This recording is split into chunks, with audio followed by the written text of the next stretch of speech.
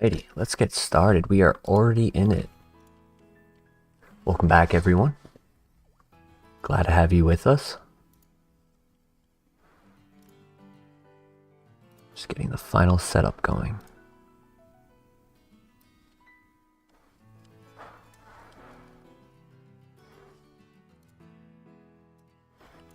Alright. Make sure we're online. Good. We have Team 6 all set up and ready.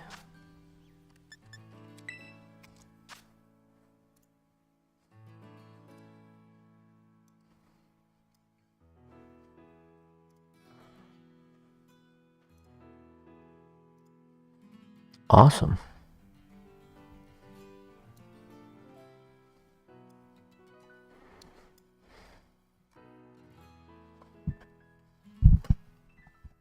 Perfect. So we have checked into round 1. For round 1, we are versing a Farigiraf, Blood Moon, Okie Dokie, Tornadus, Urshifu Dark, and a Heart Flame Ogerpon. I think our team has a great opportunity to do well in this tournament. We're going to find out together. Now, we are using the same team that I brought on Wednesday in the stream, if you joined us then. This team is a hyper offense Sun team, very aggressive. Not much protect options or redirection, no terrain, no tailwind, no trick room. However, the power set that this team structures itself around has a lot of opportunities to just control the field at the very beginning of a match and take away any opportunity that they have to recover from it. Now, that being said, this specific team I am up against to start has no Intimidate, giving us a couple options on our leads. I'm seeing the Chi-Yu Flutter Mane as just a very reliable lead. There's not any punishing for that. Maybe Okie Dokie.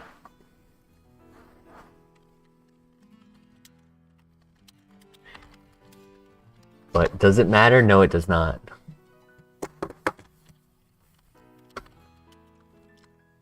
Because our opponent just messaged in the chat, I am having technical issues, so I'm going to have to drop. Good luck in your rounds today. The round 1 win. You gotta appreciate that. It's not the best though, because having your wins against people who are playing throughout the tournament help your resistance.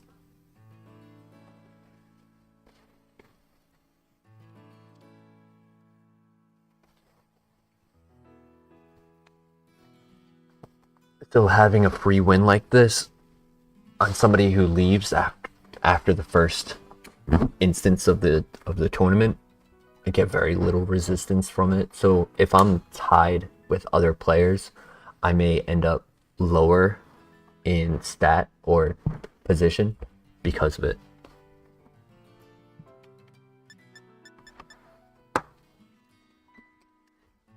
It is what it is. Hey, I'll take a win. Can never be upset about a win.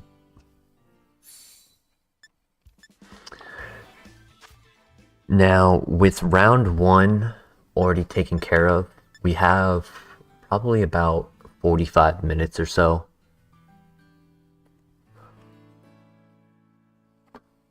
Truth be told, as we're only just starting, there was one thing I wanted to do before the stream and I didn't have time to do it. But now that I have time, I think I'm just going to take a quick break just as we start. Get it done. It's food. I'm hungry.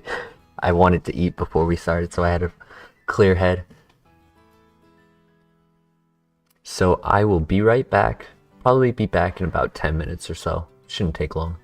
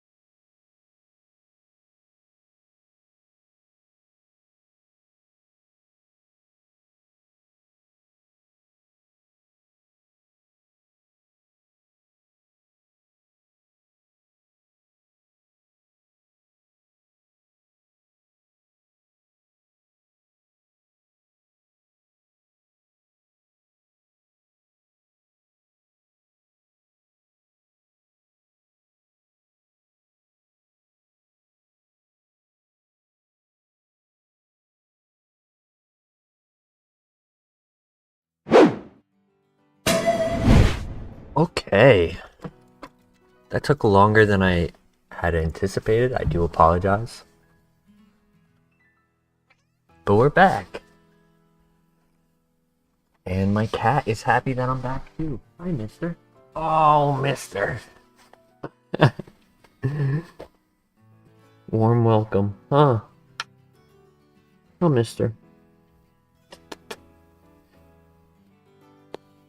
Oh, mister.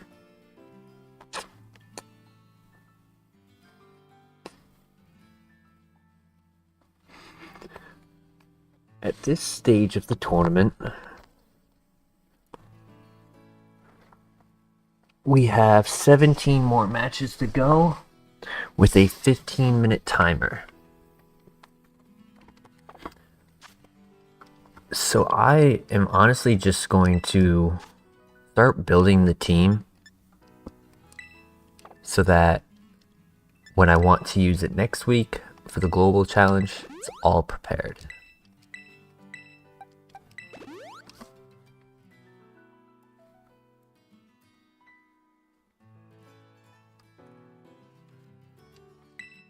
Okay. I had started earlier today. I have most of it. I do need to catch a Torkoal.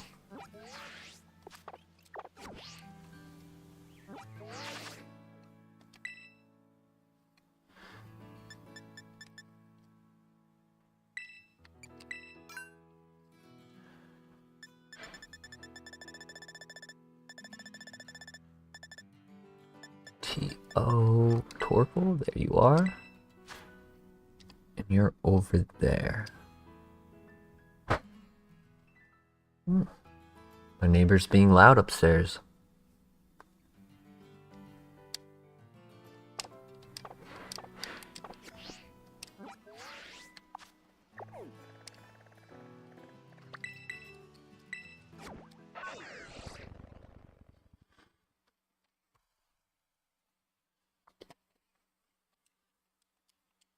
I mocked the team into the game simply to make my accessibility to do tournaments just easier.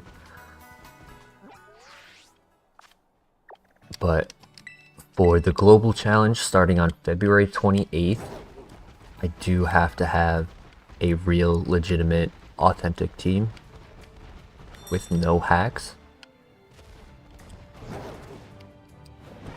And I do no in-game preparation. I do all of my work on the website of Pokemon Showdown.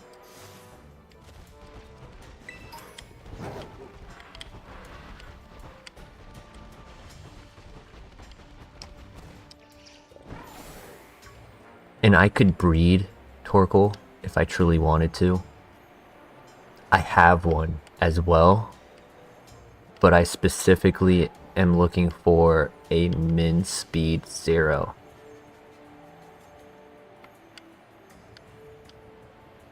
And I don't know how easy that will become.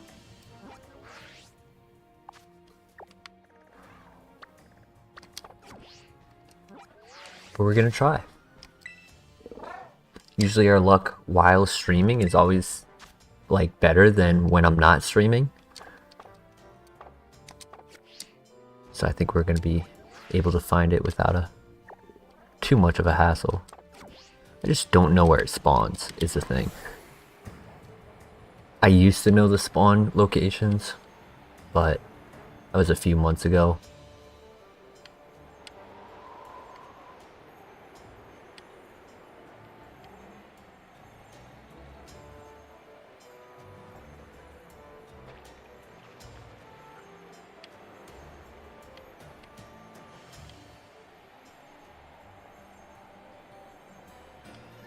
We'll just reset the spawns. Try again.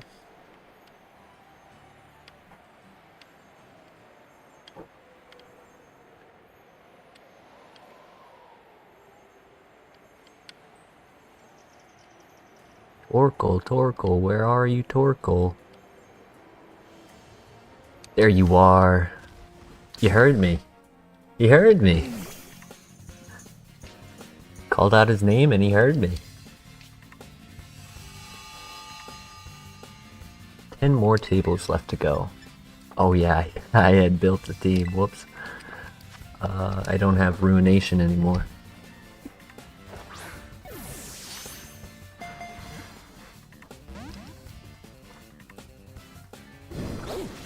Flame Wheel.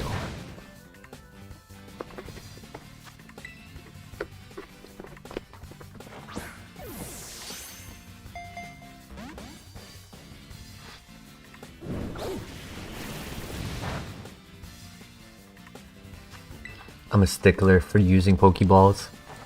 There's no reason behind it, I just prefer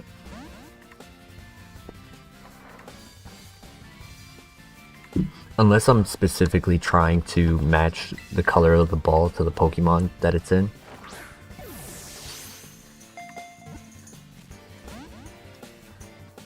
Ironically, it works for Torkoal.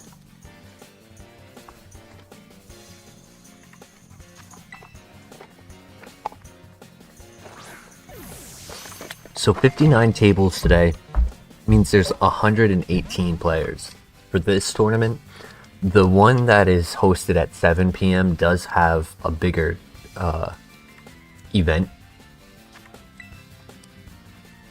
Gives more access to people around the world at the 7 p.m. time slot. I just so happen to have a nice easy work day that I was able to leave early and make it for the 2 o'clock event.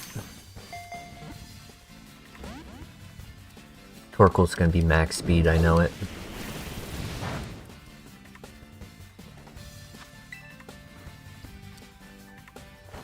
And the thing is that I don't have... Oh, there it is. I don't have a Pokemon I could switch into. I just grabbed my Ogerpon that has both swipes. Yes, yes, yes, it's a Torkoal. Good job. Torkoal. Checks. Actually, it is this. Fantastic. Not fantastic.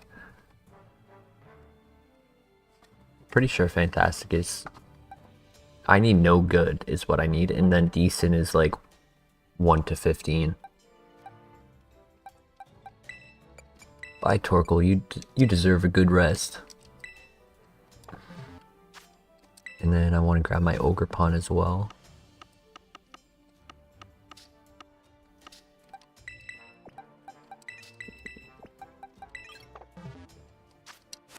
That way I can just false swipes and catch with the first ball I throw instead of wasting time and wasting resources.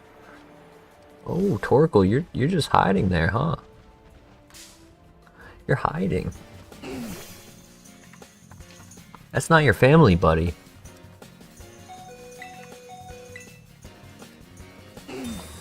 Protect. What a troll. We have 5 tables that we are waiting on, so we're not too far off from the next round.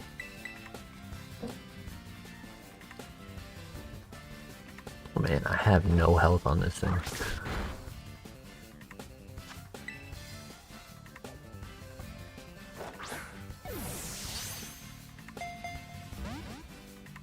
One HP and he still breaks free. Nice. It's super effective. There it is.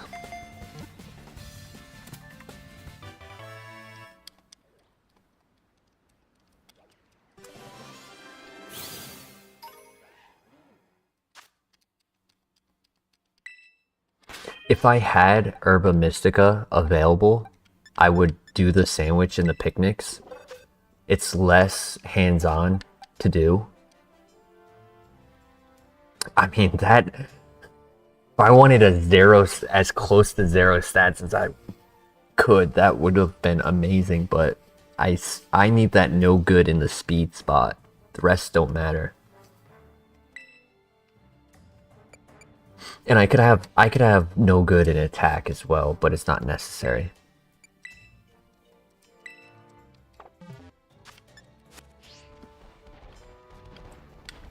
And the purpose behind it is Trick Room. When I'm versing other Trick Room teams, then I want to be reliant on, I know I'm the slowest one on the field.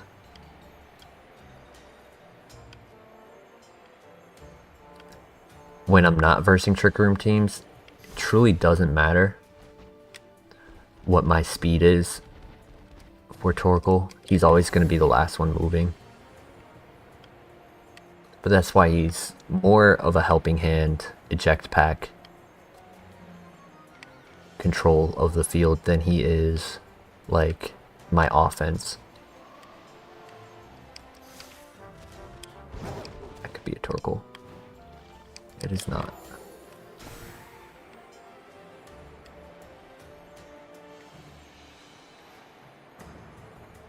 Three tables left to go.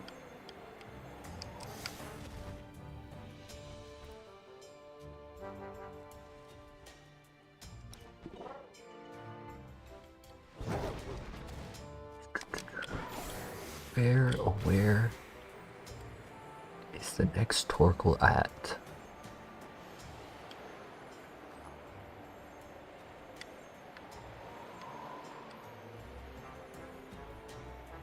My Switch is lagging.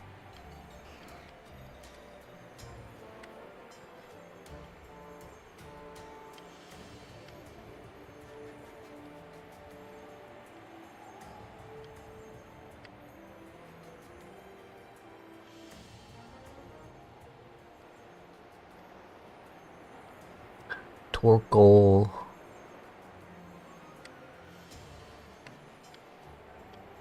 Reset the spawn. At least I know where two are.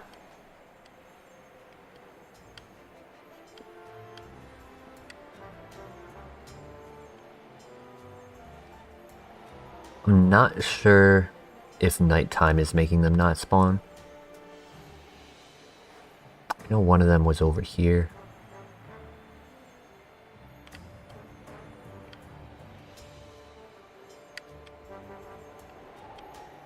But it spawned a Voltorb instead.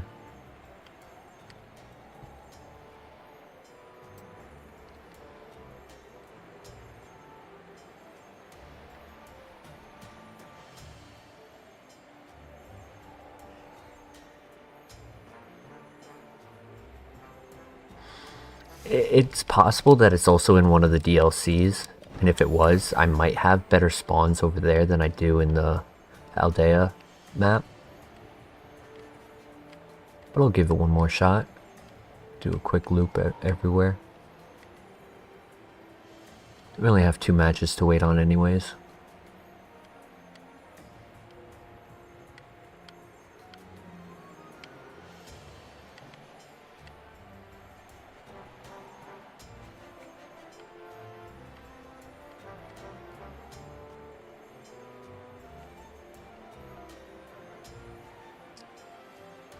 Oracle, where are you?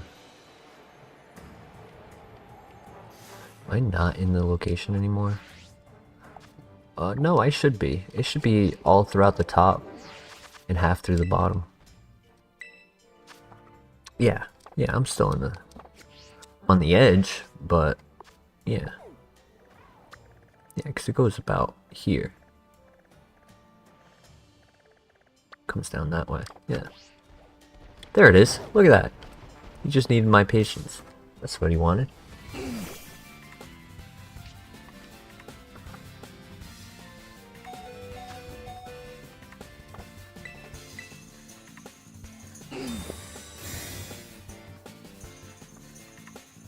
These Torkoal are scared. They keep protecting.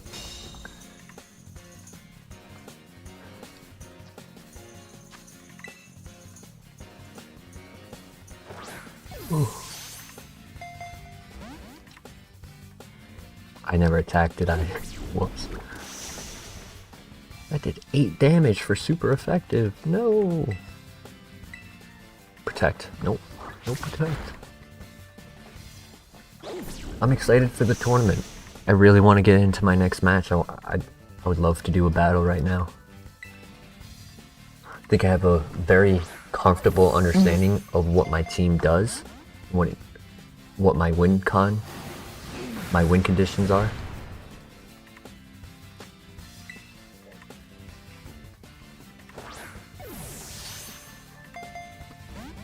It's open team sheet, so it's definitely different than what I'm normally on and using this team with, so it may not perform as well with open team sheet, but today is the day we find out. On top of the open team sheet is also the best of 3, because if it was best of 1 open team sheet, then all I have to do is win the 1 game and then I move on. But as best of 3, they see what my control is, and then they can take advantage of that as the games continue. But I have confidence.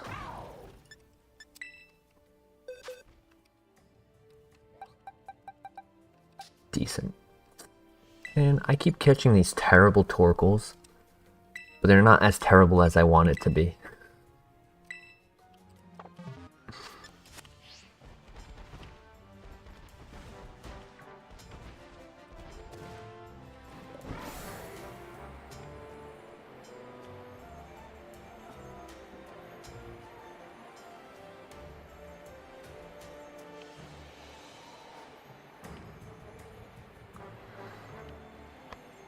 We have time to find one more. There's 1 table left that waited on, and 10 seconds left to the timer.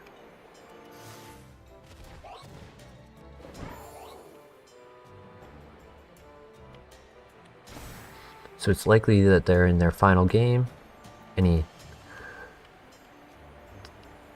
disconnects or circumstances that could have occurred is probably why they are the last table. Not aware if this group has 5 minutes between each round. There are some communities that will do that. They'll have everyone finish and then put up a 5-minute notice saying, hey, in 5 minutes we will be pairing the next round. And they do that for the opportunity of that last table to use the bathroom, stretch, do whatever they need to. Because if the team that is being run that has really slow mechanics that need to take its time to create environments for win conditions, those games tend to last quite long. And if you're commonly throughout the day being the last table without disconnections, it could be a long day. It could be a very long day. Alright, last match has finished. Just waiting on the next pair up, and we will be getting into our battle. Ooh, don't touch that. Nice. Come on, I saw you. I saw you, Torkoal. Where'd you go? Bro despawned as quickly as he spawned.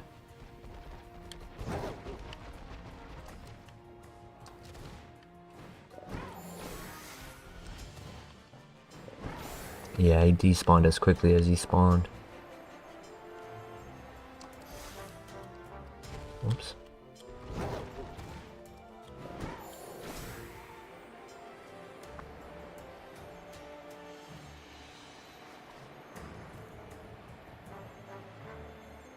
I guess there was an extra table.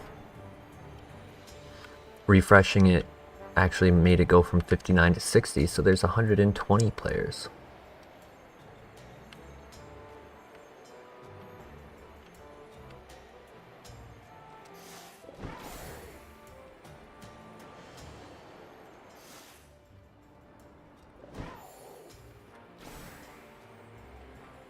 Come on, Torkoal.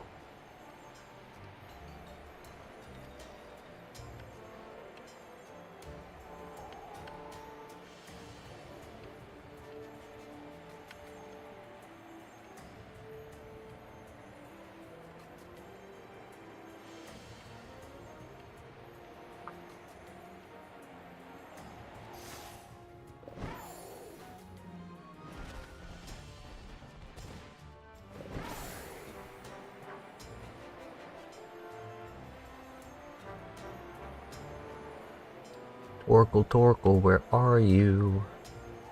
There we go, new round paired.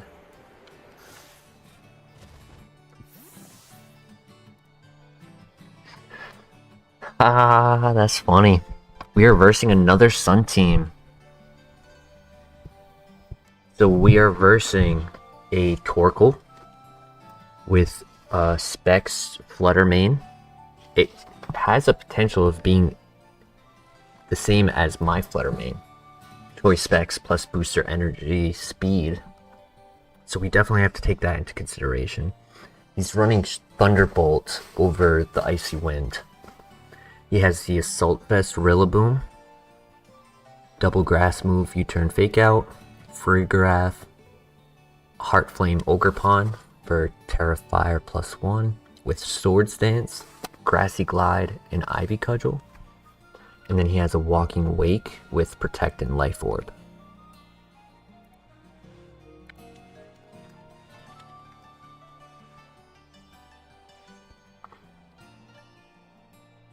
His Torkoal is a Charcoal Heat Wave Earth Power Helping Hand. So it is an offensive Torkoal. And he does have Trick Room on the Frigoraph. Interesting that he's not running Eruption over the Heat Wave if you're going to run Charcoal.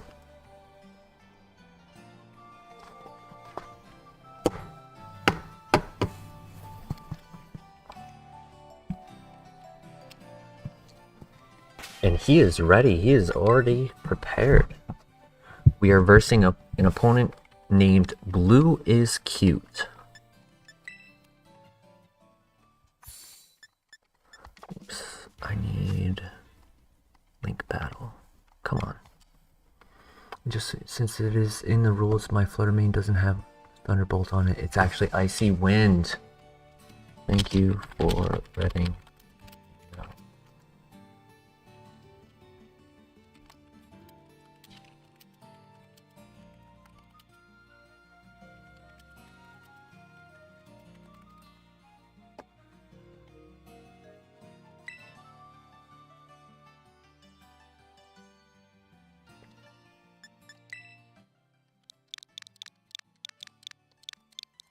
3907.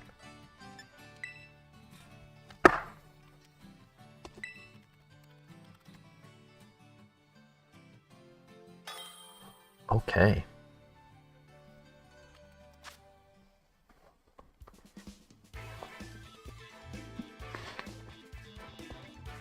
So he has the same Flutter, and his Torkoal benefits it in the same way. It just so happens that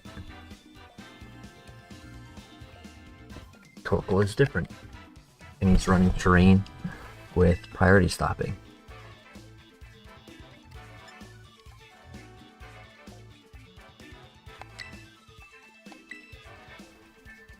I guess I just copied it. I thought I moved it. Let's set this to random.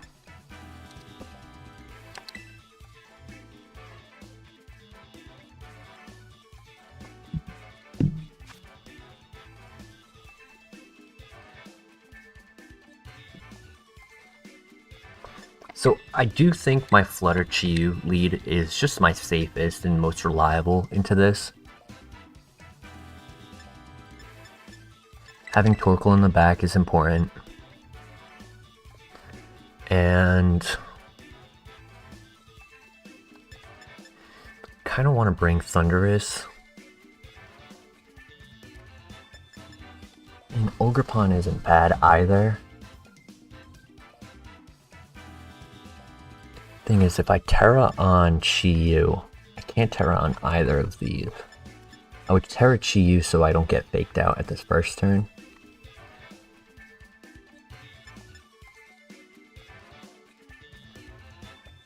But I believe I'll be able to kill Frigoraph at the very start if he leads it.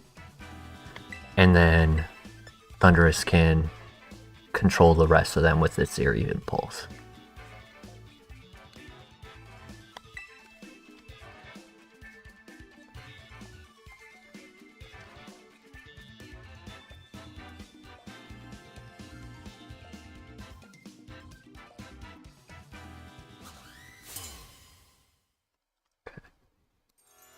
Just double checking, making sure everything is right.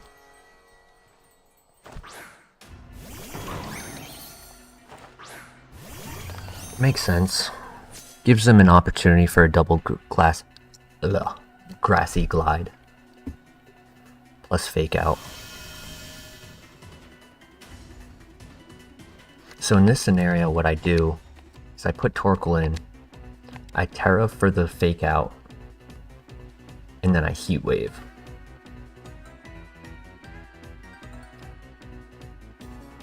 Because if he double grassy glides to Flutter so it can't do anything, then I'm in a really good position. Torkoal will not take much damage from that.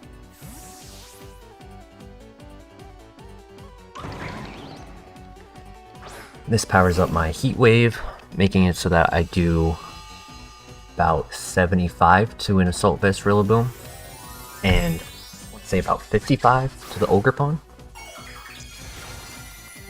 Now, Terra Ghost is threatened by the next turn Grassy Glide, but I'd put Thunderous into that slot and then overheat with Torkoal. He does do the Terra Fire, so that makes that damage go down to about 35.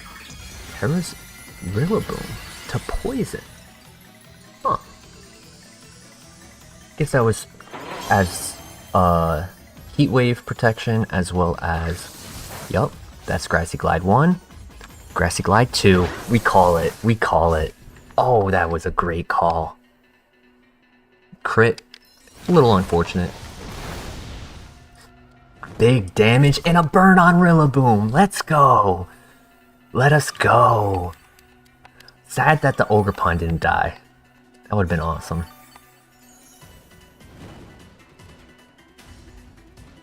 That's a huge burn. That is so important right now.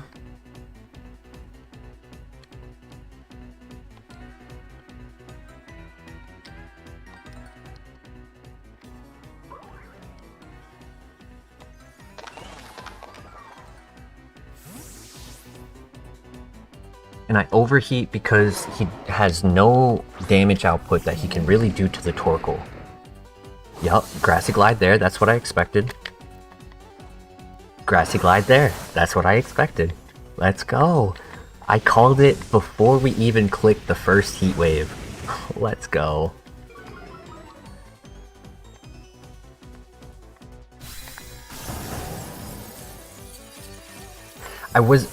I could have targeted the Ogerpon there, but in the scenario where he had the chance to Spiky Shield there, I didn't want to get punished and not be able to do what I wanted to do.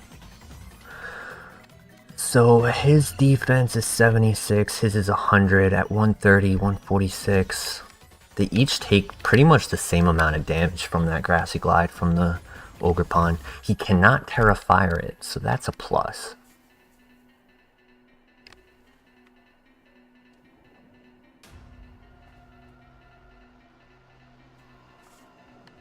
I think I do Chiyu. Because then that way, if he brings in Farigiraf here or Walking Wake, actually if it's Walking Wake, it's not as good.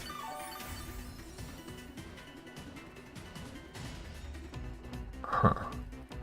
Brings in Flutter. Is it booster speed choice specs? Or is it booster special attack? Speed. That's honestly what I expected.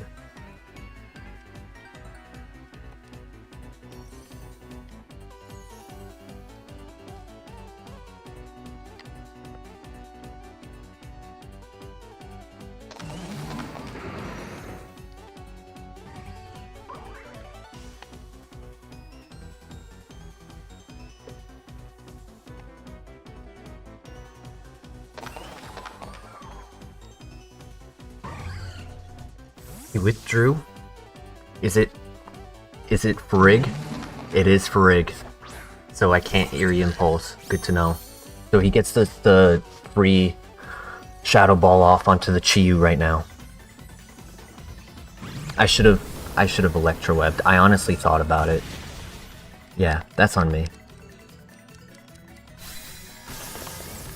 He finally read a turn. That was smart. I'll give it to him.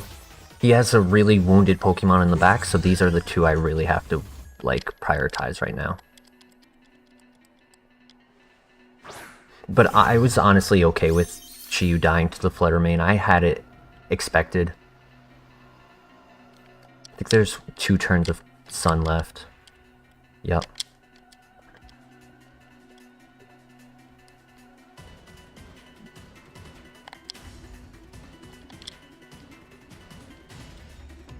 He's stuck into the Shadow Ball as well.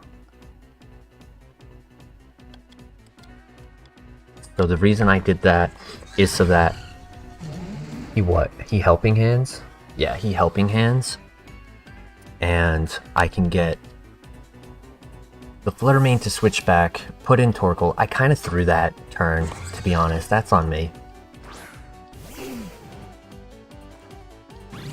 So, as I expected. Torkoal lives.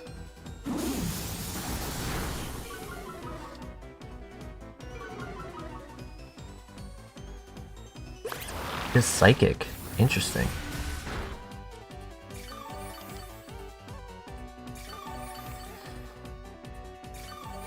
Oh, yeah. So now he can kill Thundurus.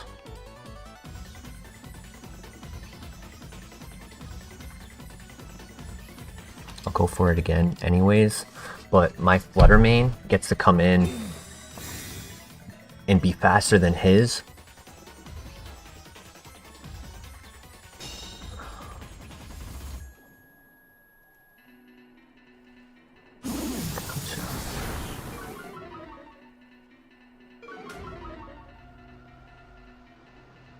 Does Dazzling Gleam make sense?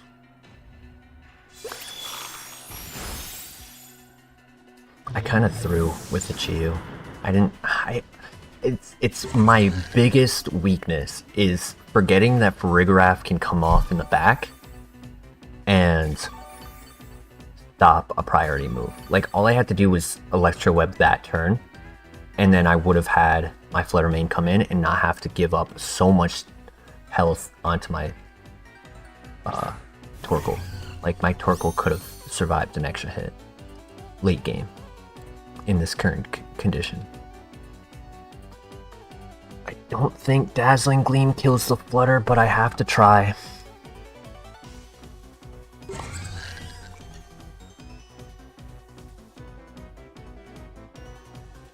Do I?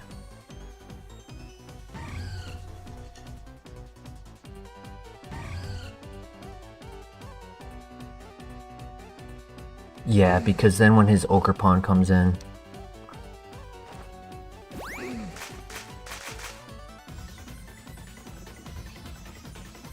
This has to kill. This is my only chance. And it doesn't. That's so sad.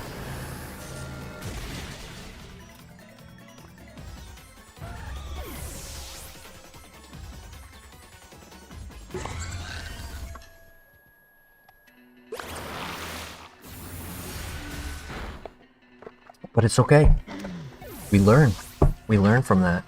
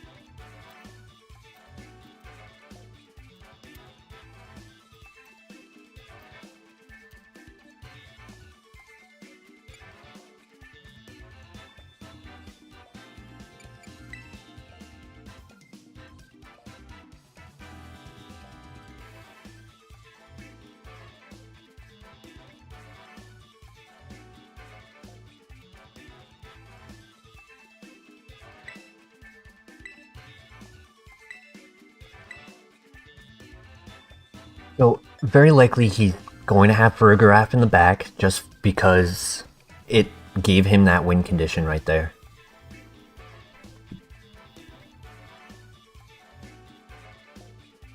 He even just said in chat that, not gonna lie, I should have won that. I just happened to throw it. I responded to him that I threw it.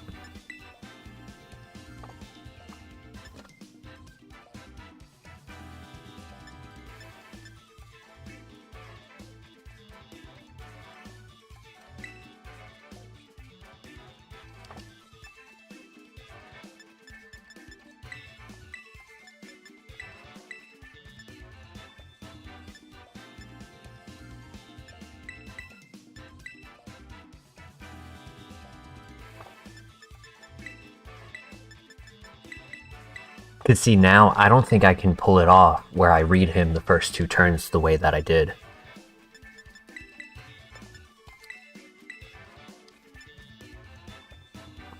What I'm hoping is that he does...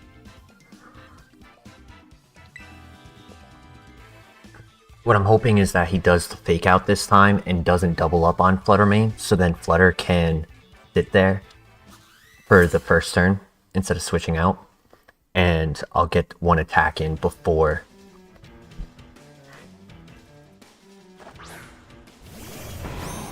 It's Walking Wake. Interesting.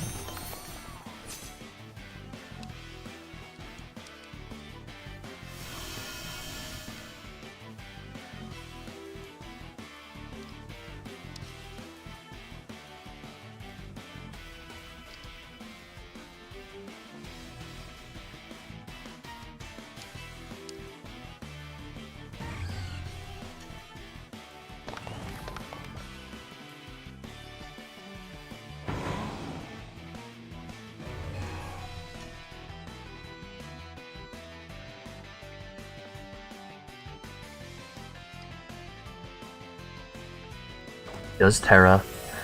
Is it Terra Water? Oh no, I Terra. My bad. I forgot what I looked like. Hey, we have another person here in the stream. Welcome. I threw my first game, as I classically do.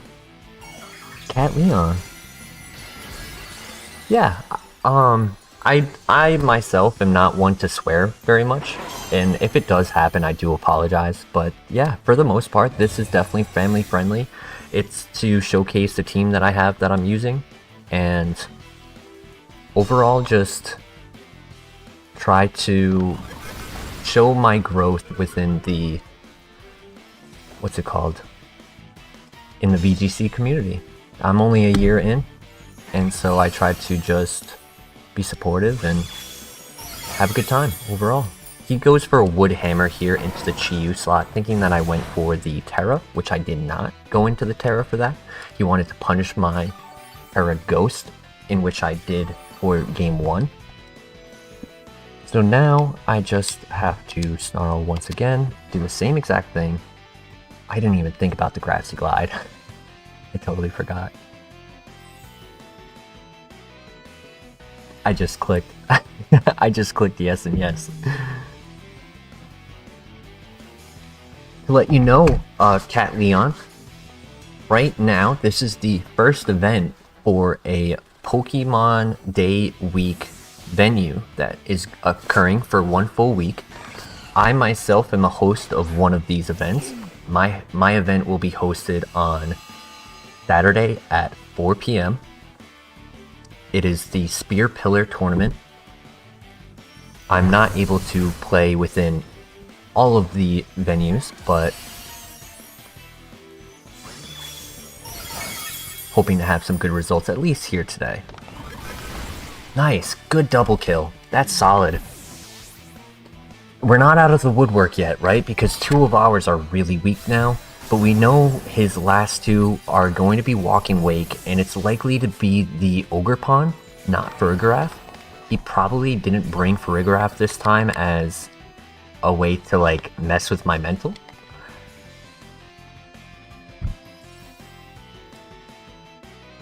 But he just gave me the sun.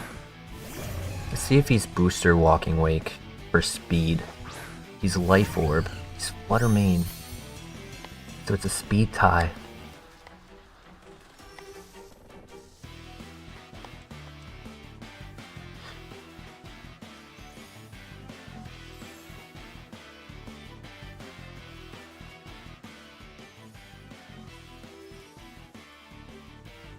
Also, I didn't see the walking wake. Whoops. So my goal here, if I let Torkoal die here, then... No, it doesn't work that way. He'll get to kill both, right?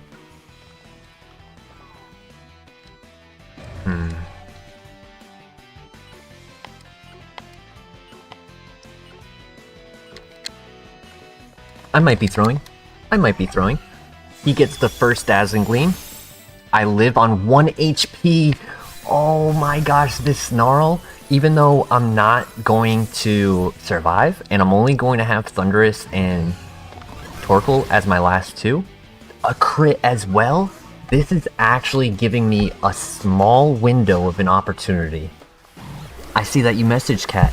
You said, I'm looking for some extra optional mons for a Trick Room team. My Trick Room core is Oranguru, Water Ogerpon, and Shadow Tag Gothitelle. Prima is a setup heal stopper with Psychic Noise and Haze. So immediately what I think about Oranguru works really well with Blood Moon. You can have a min speed Blood Moon at 49 speed, and having the Instruct on Oranguru just works so well with Blood Moon. Its synergy is just amazing. And then you say you have Scalar Dirge AV Unaware, which I really like. That's awesome. Lux and Tux in the house. Welcome, my friend. I threw a game, and we're on the brink of losing game 2. But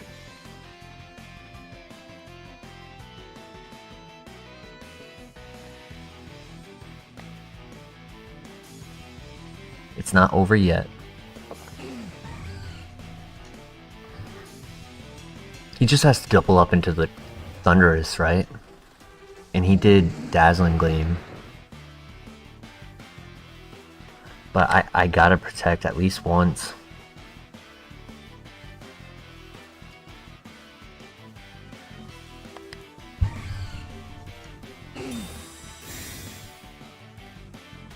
Because who knows, he might protect with... Nope, he didn't. He sees that he's in a better offensive position than I am.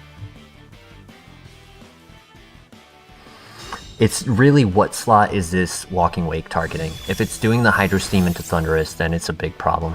He is. Shouldn't have protect. GG. I throw.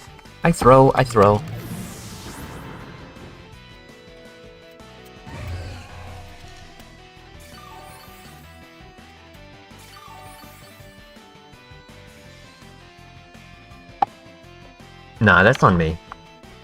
That's 100% on me. I can't.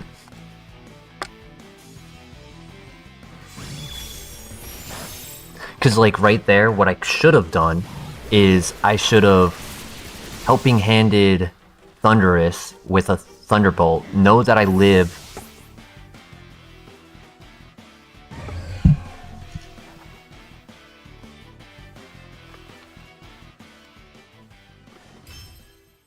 Know that I live the Dazzling Gleam, KO with the Helping Hand, Thunderbolt, hopefully. With the damage that the crit did on Walking Wake, I had potential to KO it, right? Like, let me do... Valk Pokemon. We're gonna... grab our Thundurus set.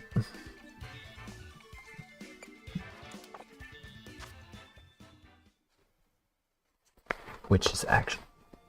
Oh, I have the hiccups. Thundurus set is in fact on my phone.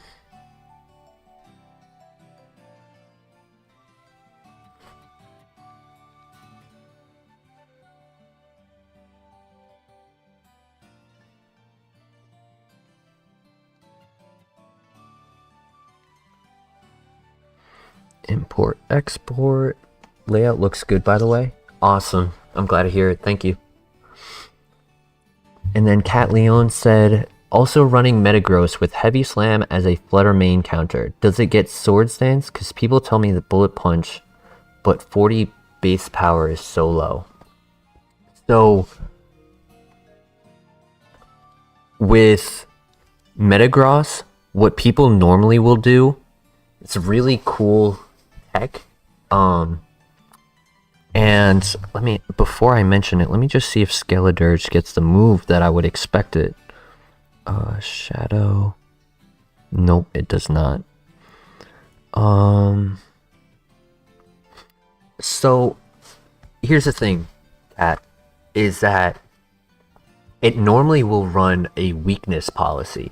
And if you have a Pokemon next to it that can activate the weakness policy, example, Theraledge with Shadow Sneak, or a Landorus Incarnate Choice Scarf with Bulldoze, you're not going to lower your own speed with the Bulldoze because of your clear body, but you activate the weakness policy, giving you the +2 in attack, so that way you can make that Bullet Punch as strong as you possibly can.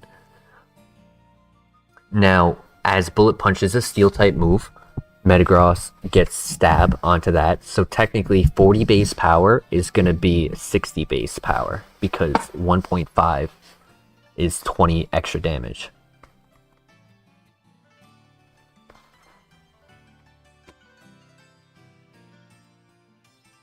And we have a half lobby left to go, so I have time to do some calcs. I want to import this, copy, paste.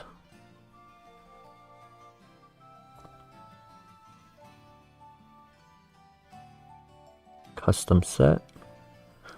And then, what was it? It was a Walking Wake.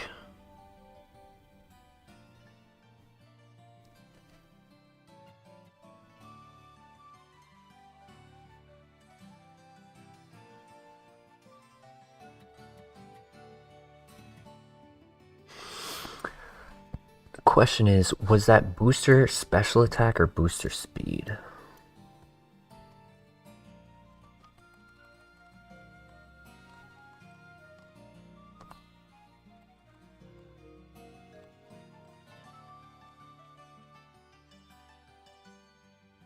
Buttermane was booster speed, and it was booster special attack. Yeah, it was booster special attack. No Pokemon home or bank, so can't get Landorus Therian. Plus, never got Platinum or Sword and Shield. I got my game last Christmas. Well, congratulations. Welcome. I'm hoping that with all of Scarlet and Violet, you've had some really good time playing some Pokemon.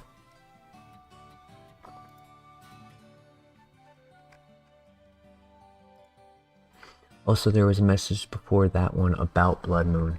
I haven't unlocked Blood Moon yet, but also using Oranguru for Garganacl with Iron Defense Body Press and Wide Guard.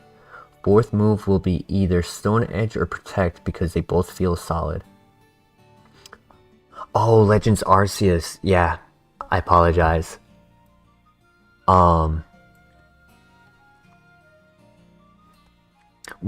as a person who wants to help and support the community, there's ever something you need to borrow, just let me know. Happy to share my stuff with you. And until you finalize everything in game, if it was necessary, I would recommend testing things on Pokemon Showdown, the website, because that will allow you to feel the comfort that you want with your team before you put time and effort into the game to find, locate, and get the best version of the specific mon that you need. Let's say you were going for something with min speed Blood Moon, as we were just talking about. That is quite time consuming. There's a cutscene that happens before you get to see the Pokemon, and so if you're soft resetting for the speed, it's when I was doing it, it was about an 80-second time frame between resetting and seeing the next one. So if you have to reset 100 times, that's 8,000 seconds. That's few hours. So it really can be a little deterrent to do all of this work in game to get what you want, just to find out, you know what, it doesn't synergize with my team well enough and I need to find a different option.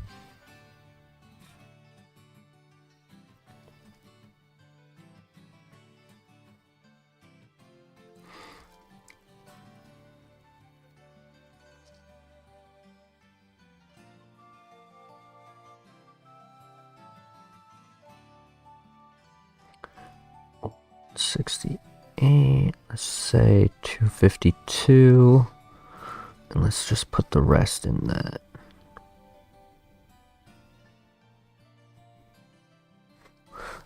Actually, it's just going to be easier to build one quickly and then import it. Walking Wake, Life Orb, no Terra, had Hydro Steam, Flamethrower, Protect. What was the other one? Draco. And then he was booster special attack.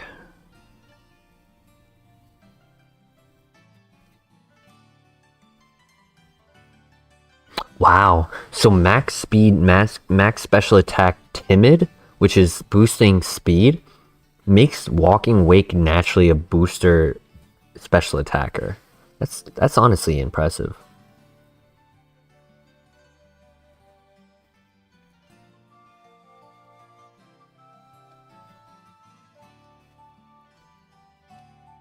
Oh, but at 50, it actually makes it level 50 instead of level 100. That actually makes it even.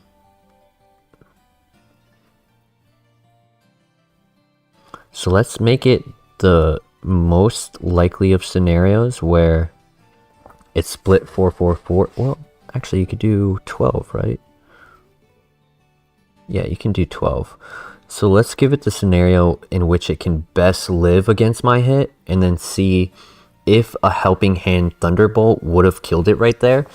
I would have lived the Dazzling Gleam, and then I would have Eerie Impulse Flutter Mane the turn after, and tried to KO it with Torkoal. As you mentioned, you say, I'm going into competitive as a new person, but not without any knowledge. I have a team, but what about when I find myself in a loss streak? I'm trying to look at some extra possible mons that could cover why I lost. Oh, and also Raging Bolt. So Oranguru, Water Ogerpon, Gothitelle, Primarina, Garganacl, Metagross, and Skeledirge. 1, 2, 3, 4, 5, 6, and 7. That's 8 Pokemon. Although I do need to do Blood Moon to get Raging Bolt. That is correct. Yes, the only way that you can get the DLC number 2 is by completing DLC number 1.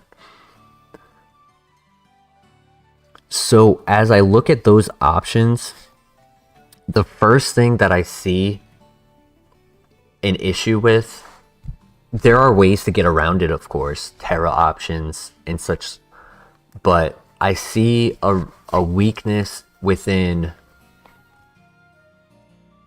Fake Out. Your only Fake Out stop is Skeledirge, and there's no terrain control.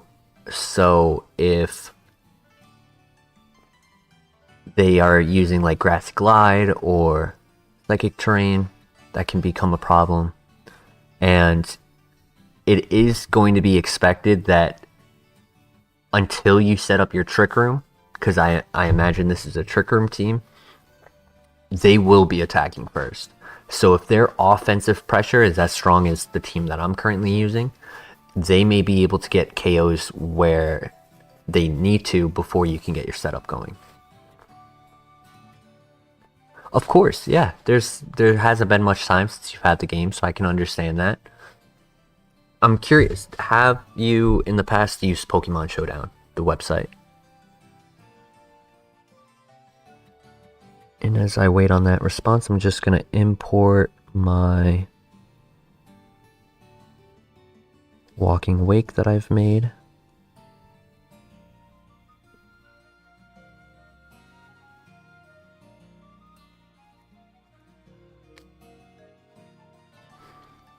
Success. Walking Wake. Custom set. Thunderbolt. Oh my gosh, it really would have, wouldn't it? 43 to 52% without Helping Hand, and then with Helping Hand, that would have been 66 to 78. It would have killed. Oh my gosh. When you throw, you throw.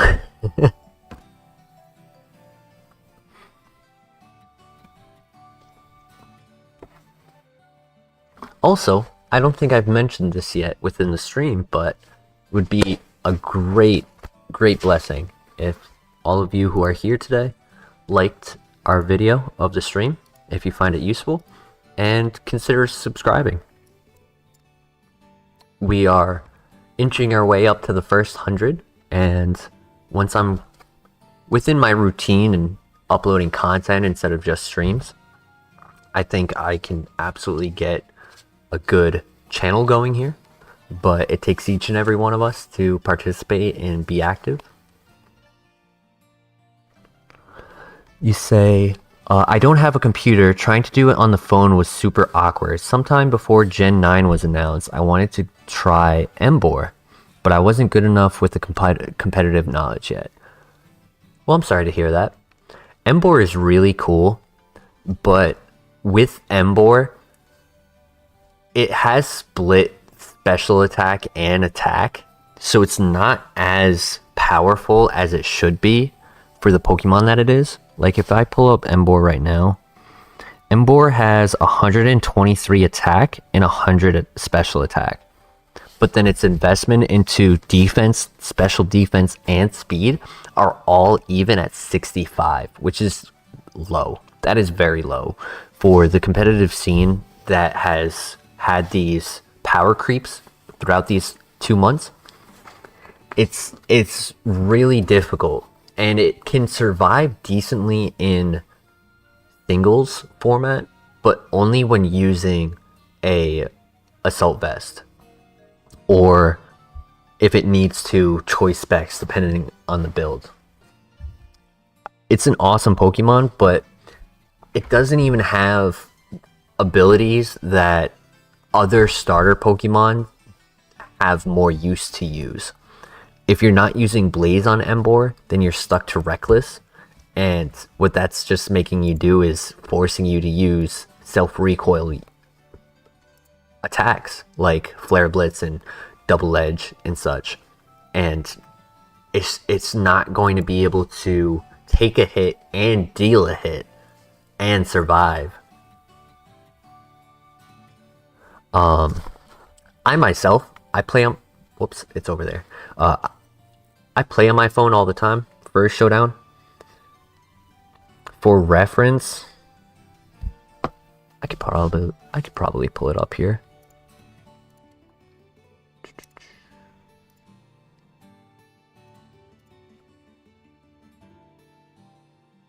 Notepad.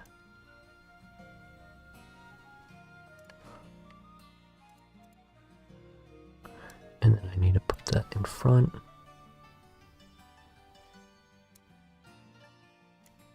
So for reference, I have about 20,000 games, but only 1,000 or so are within VGC. Like, this is my VGC record. I started in Reg C, and then I picked up in Reg D. I got busy around Reg E, and I was also attempting to spend more time on the best of 3 format in Reg E. And then Reg F is really where I found a comfort on my team styles, and that's when I started playing a lot more. But I honestly, sometimes by playing on my phone, play at times where I can't play the full game and I forfeited. So I probably have like a good amount of losses that are calculated simply because I forfeited and I left, not because I deserved the loss. But it is myself a new style of Pokemon battling, so I can provide my experience and my knowledge and the insight that I have. I'm not Wolfie Click. I'm not Moxie Boosted or any of these larger channels that have years under their belt for this format. But I think it's an amazing format. I think the inclusion of opportunities that teams can do shine better here in VGC than they do in singles. Singles, it's like, okay, I can sit here and then set up and then sweep, wall you, and force you to do things that I want you to do because I have the control in front of you. But the lineage that happens in VGC is more dynamic and complex. So I'm here with you on the learning path. Now we are waiting on 5 tables.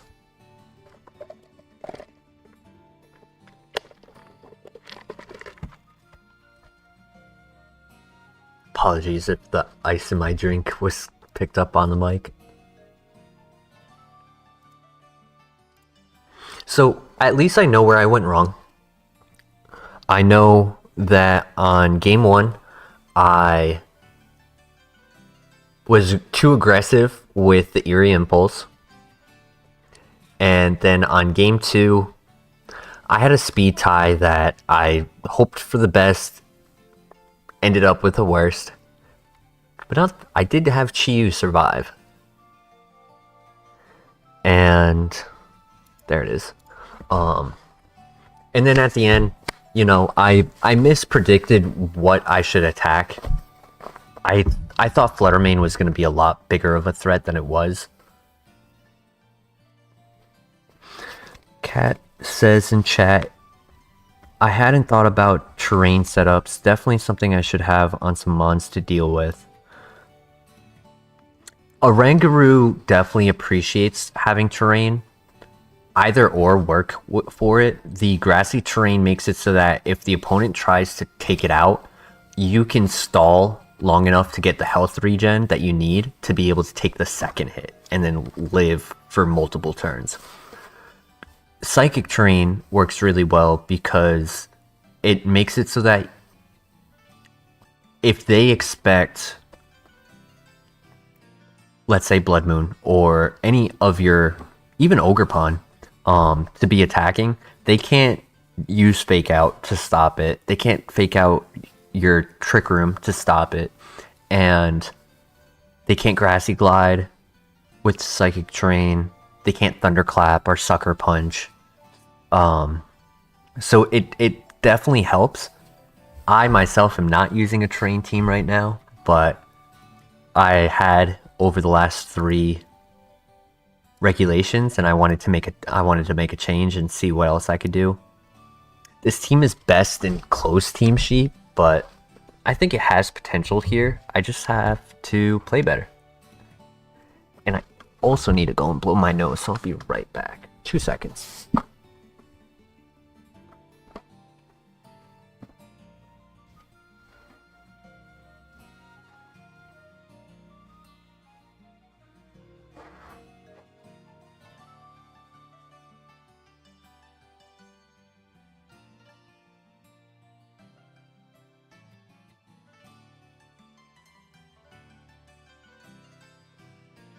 You know, it just dawned on me that with a person in our chat who has the name Cat, I mean, it's kind of necessary for me to show this to you.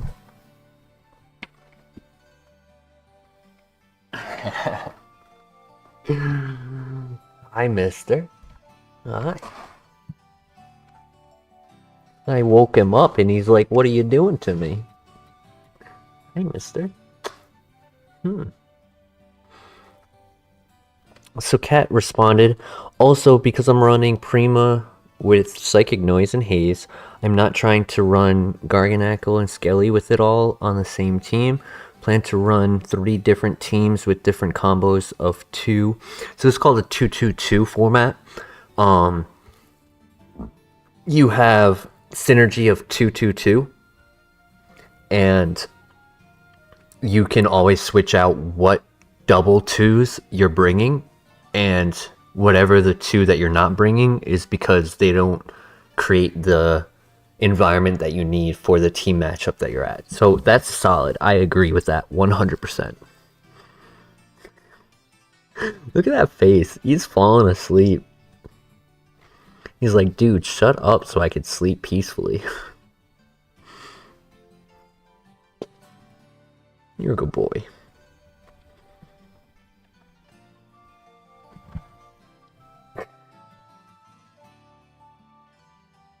Oh, mister. Oh. Huh. Ah! He didn't like me. He didn't like me doing that. No. Hey. Hey. You know, it's not just me seeing you do this now. Everyone is catching you do it. In the act.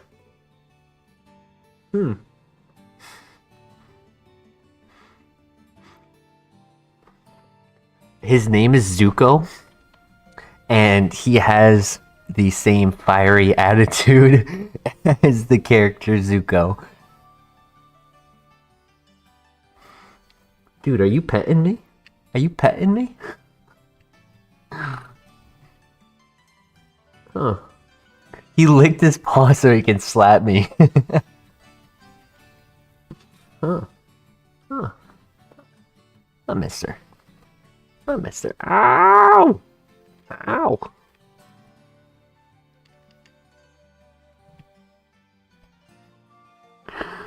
You're a good boy.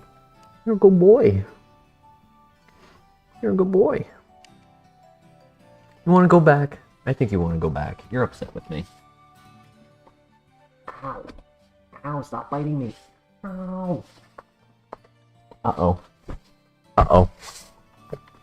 He's got that look in his eyes. Uh-oh. Zuko.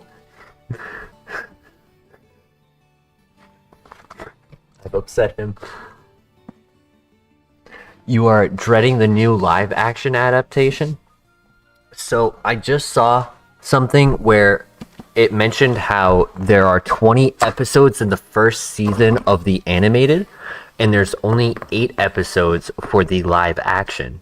However, the live action with the runtime is going to be 7.1 hours, and the runtime of the 20 episode animated, being about 20 to 22 minutes per episode, has a runtime of 7.2 hours. So even with less episodes, we're hoping that it has all of the content that we're looking for from season 1. My only wish is that Tosh from the Earth Nation was in season 1, but she wasn't. She joined the group in season 2. So season 1 of the live action will not have Tosh at all. She's only going to join in season 2. So that's kind of sad, because I think for landing the series off on the right foot, you need that comic relief when their pitch about this new series of live action is, we want it to have a serious note so that people take this seriously. They want to have the same environment and mentality that people had and felt when watching Game of Thrones. And I don't know if this is the series that has that. Like, you actually just brought up the next topic I was going to discuss about it. Sokka better be awkward is what Luxentux just said. And in my opinion, I think Sokka needs to have the growth that he has from that child adolescent, like immature, doesn't know how to respect people in the proper ways, to growing to be a leader that he eventually becomes. And as Cat Leon said, they're toning down his sexism, which isn't like wrong. I'm not saying he should be sexist, But it's like you said, it's what made his character arc from the start to the end have its value. If you take away what his faults are, then we can't appreciate the growth that he has when he has it.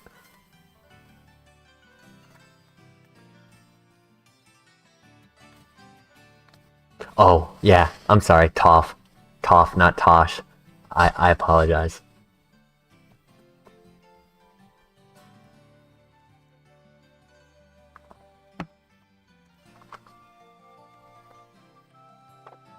Only one table left to go, so we're actually quite close to our next event.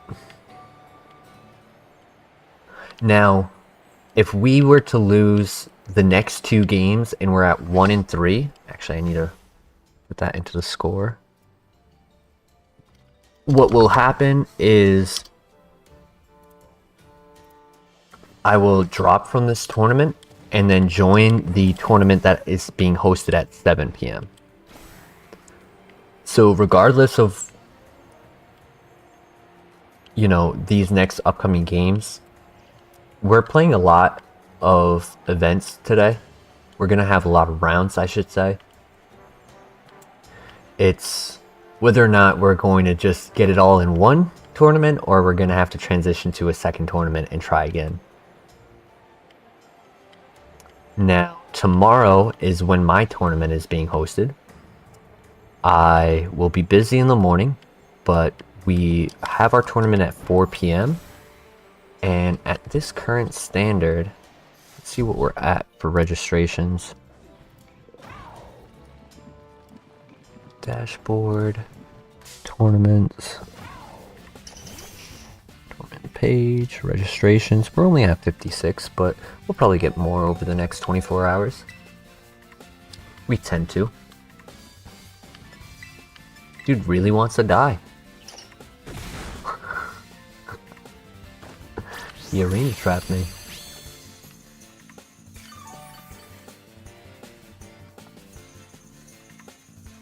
Some mons that I would recommend. So, with Primarina,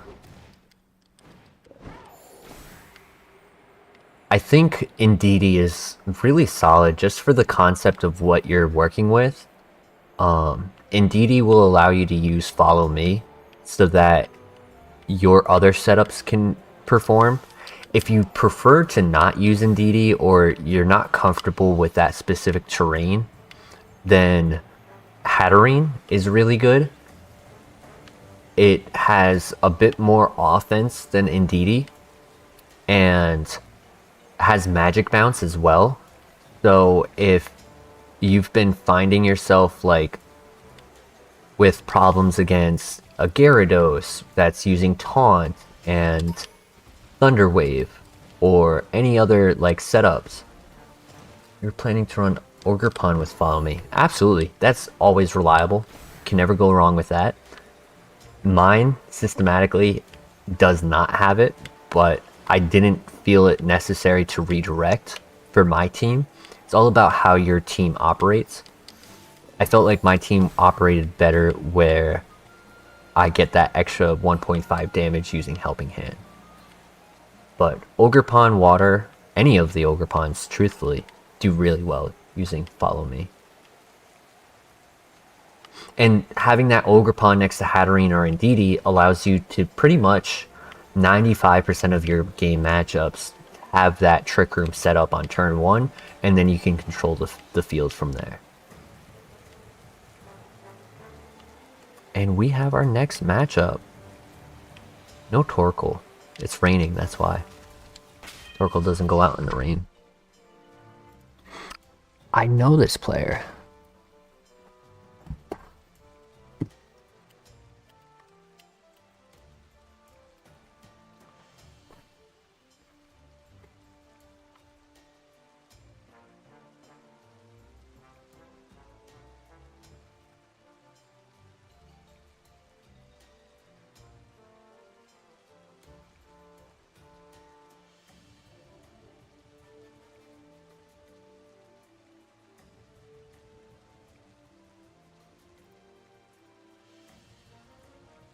So, for our third matchup of the day, we are here to verse a rain team. We are versing Tornadus plus Urshifu Water, as well as Goldengo, Rillaboom, Heartflame, Ogerpon, Grassy Glide, Ivy Cudgel Follow Me, Rillaboom, and Regidrago.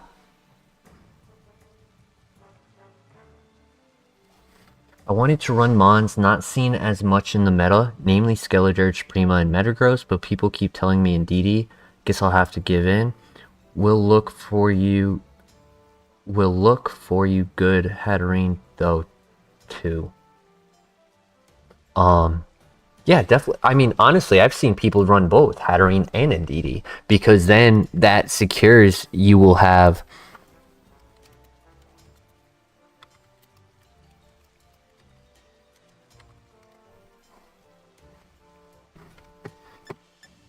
all good, no worries.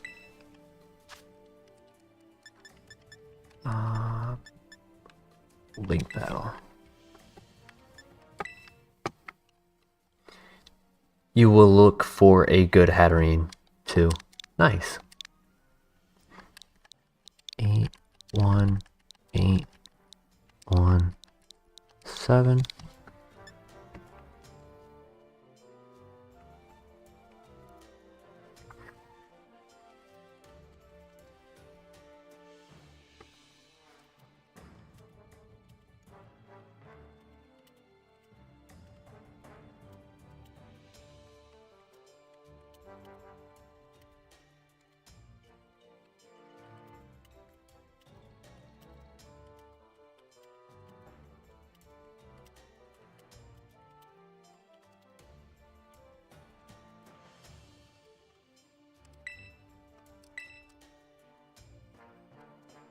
I tried a Hatterene team for a bit. It's super strong.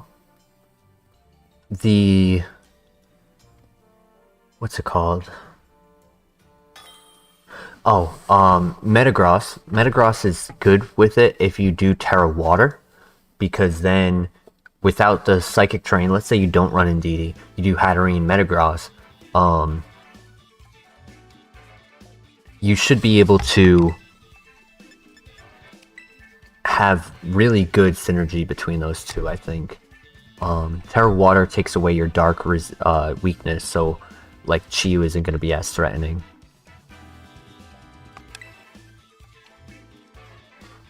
And I always recommend using Pikalytics. Pikalytics is amazing to show you common builds and EVs and IV spreads, natures, items. Works very well. And then also Lab Mouse is a website that will show you teams that have done well in recent tournaments, not just regional tournaments, but also online tournaments.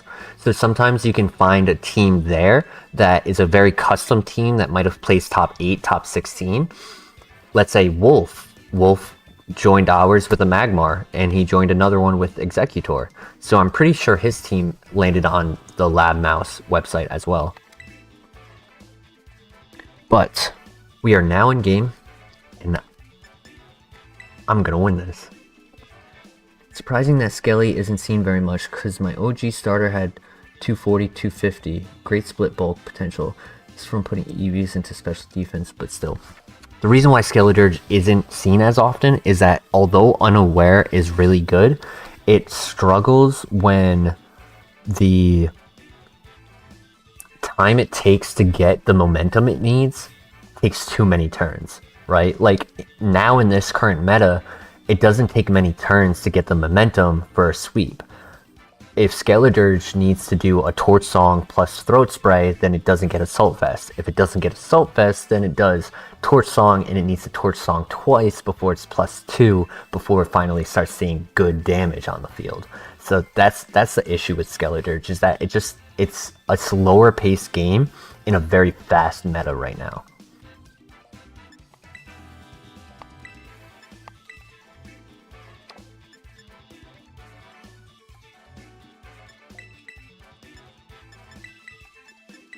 So I like these two.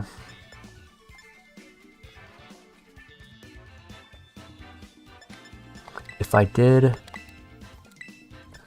this, then I could do that. Kind of like that instead, yeah. I don't want to throw the same way I did last game.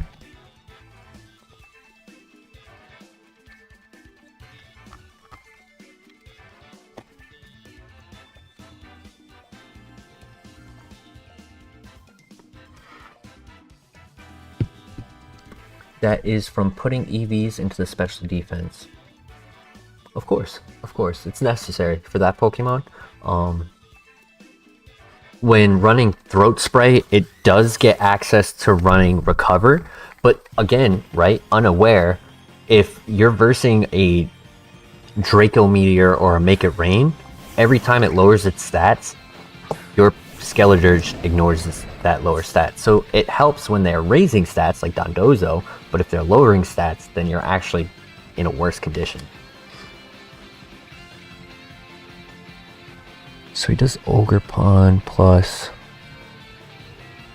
Tornadus, Icy Wind, Bleak Wind, Tailwind. No Rain Dance. I never even checked that. He is Terra Water.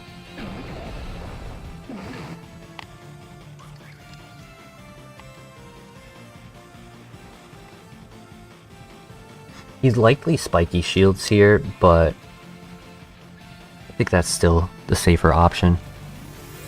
He goes Terra Fire? Yeah, Terra Fire. Okay. I'm still gonna be faster than it. Unless he lands the Bleak Wind and lowers my speed, but...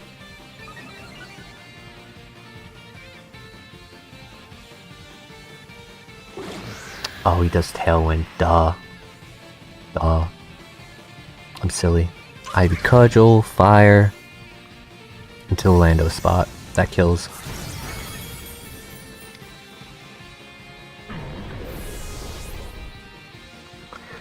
Not a good turn one. Wow, that did a lot more to Tornadus than I expected. It's Focus Sash, so it's gotta be like max speed.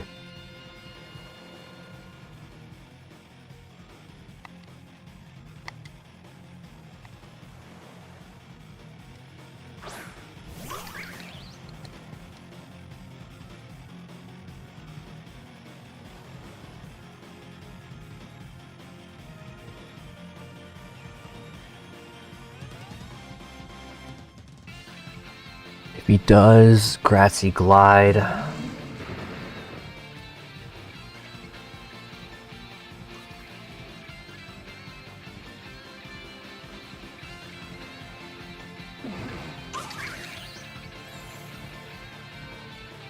want to lower the speed one more time for a Terra, in case he Bleak Winds. He definitely double attacked. He went for Icy Wind. I have Covert Cloak on. He hits it on Thunderous. I'm not faster. Oh, I am faster. Oh. And I expect an Ivy Cudgel into the Thunderous slot and KOs. Yeah.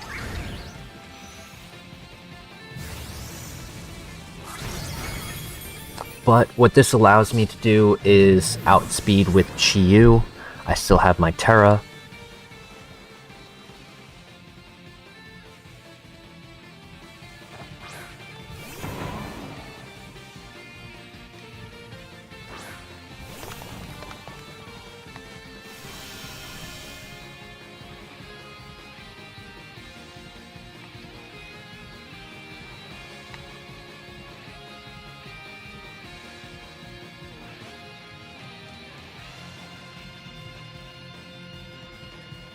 I gotta just hope the fish swims his way through this.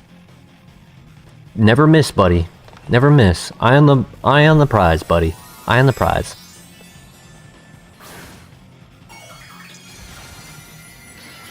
Keep your eye on the prize, buddy. Never miss. If you miss, we lose. If he does Grassy Glide into the Ogre Pond, he deserves to win. No, I had a feeling he'd do it into the Ogre Pond, expecting a... Oh.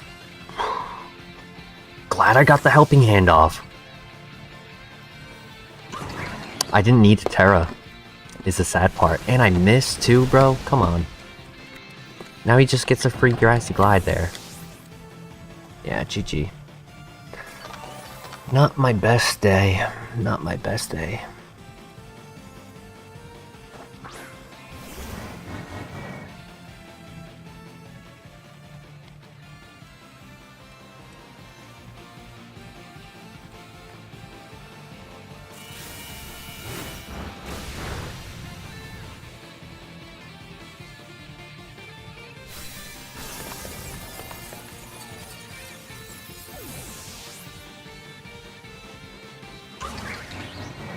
I didn't give enough time in the start when choosing my team to really think about each sequence that I was planning on. I kind of just said, this is gonna work, and it didn't.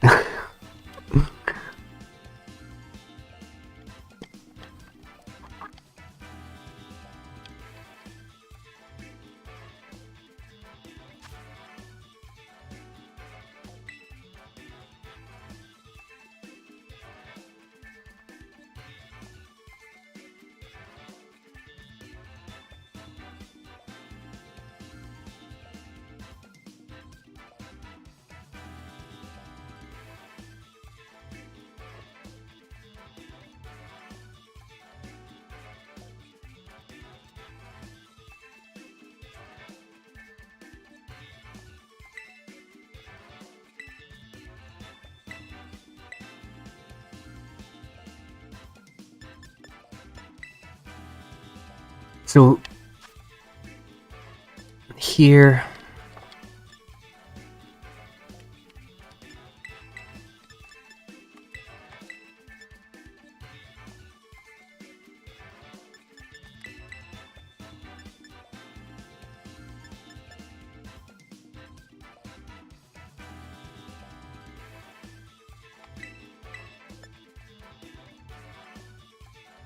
we're going with it. This is a reliable lead that I've used before, and I think it can do well here. If he does the Terra Fire, Ogre Pond, Grassy Glide to start, Chi should live that.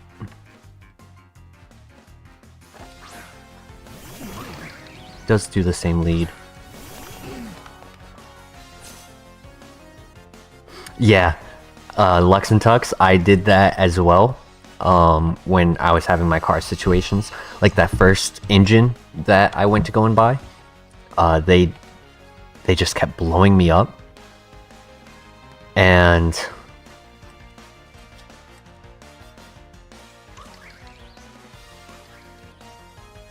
just Tailwinds and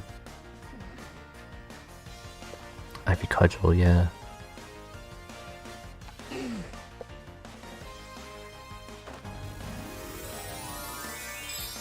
Tailwind, Ivy Cudgel, +1. Does about 85 to Chiyu, I want to say, in the sun. Ironically, I am boosting the power of this hit too, so it doesn't help. Yeah, car prices have definitely gone up over the last year. It's quite sad. He does Tailwind, and he does Ivy Cudgel.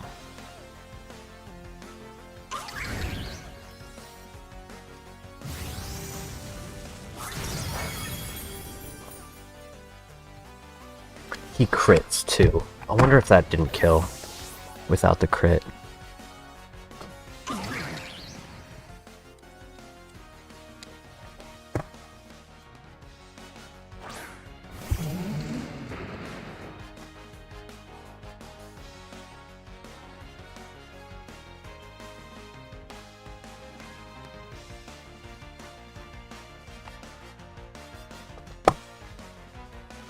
Just after turn 1, I already know that I lost.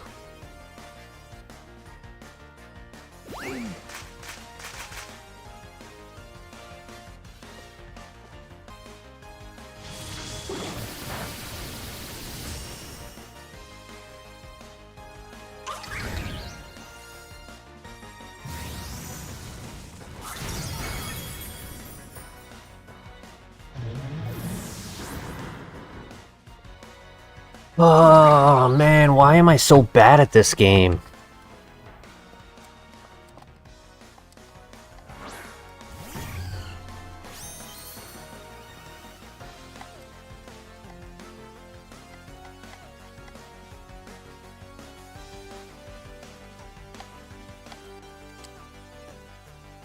feel like I need to take a walk after this. This is just embarrassing to lose this bad.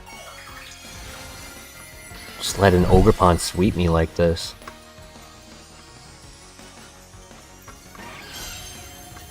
I love streaming, but when my focus is split and I'm not thinking about 100% the battle, I don't play well. It happens all the time.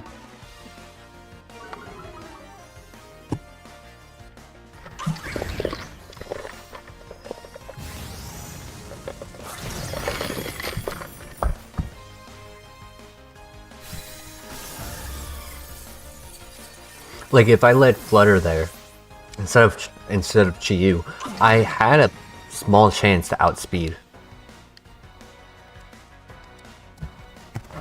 That's why he did the Icy Wind, because he wasn't confident that he wasn't double crit to this game.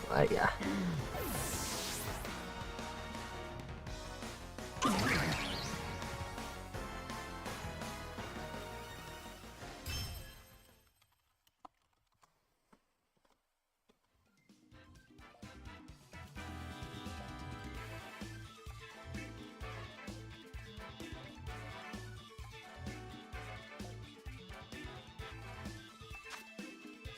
It's upsetting. Just to get swept like that is just...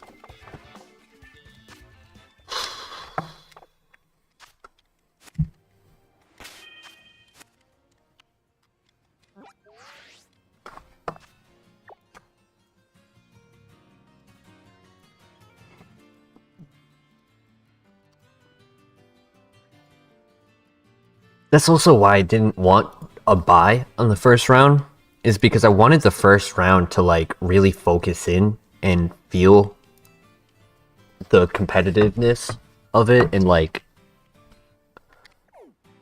just having that 45 minutes of doing nothing right when I was ready, and then having to walk back in and then be ready a second time. Just, it is what it is. It's on me. I just need to play better.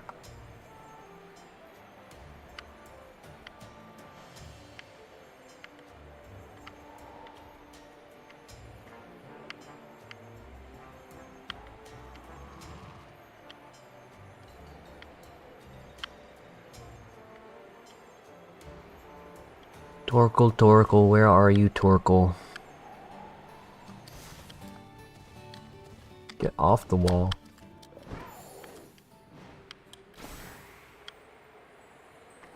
I'm gonna do a little bit of searching for this Torkoal. Let's see how many more rounds there are. 11 out of 48, so there's 37 more rounds. Or tables, rather. Apologies. Look for the Torkoal a little bit, and then I might take a like quick 3-minute break, 5-minute break. Get some water. Maybe get a tutorial on Pokemon. That might help.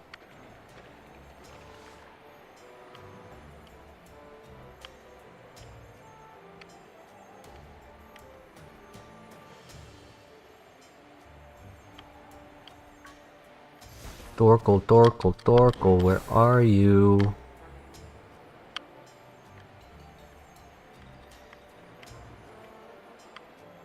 There you are.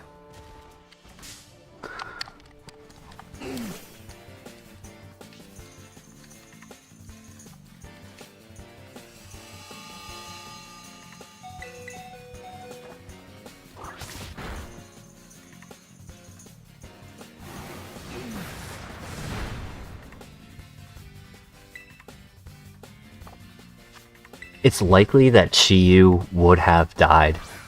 Fire doesn't resist fire. So that Ivy Cudgel was neutral damage in the sun, +1, stab of ×2. Like, that was just a high hit nonetheless.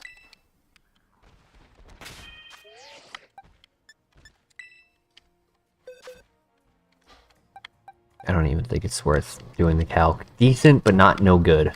We need no good.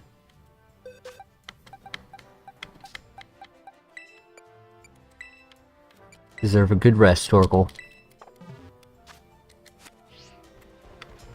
Oh, solid.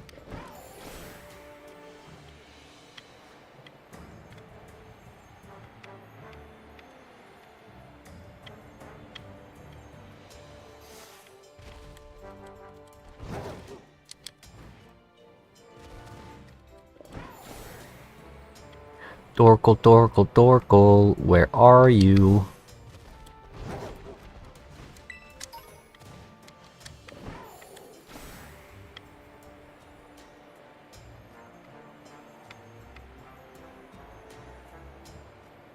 Torkoal.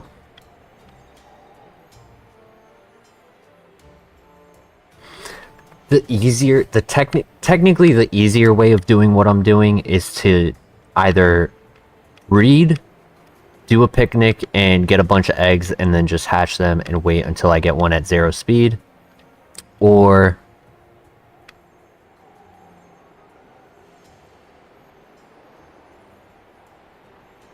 there was a second option, and my mind just literally forgot it.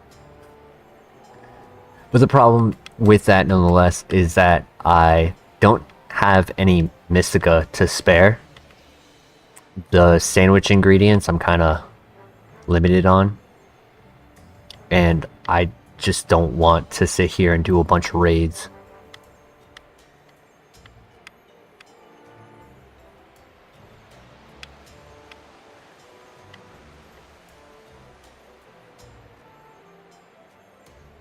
Do a bunch of raids for a 3% chance to get my Mystica.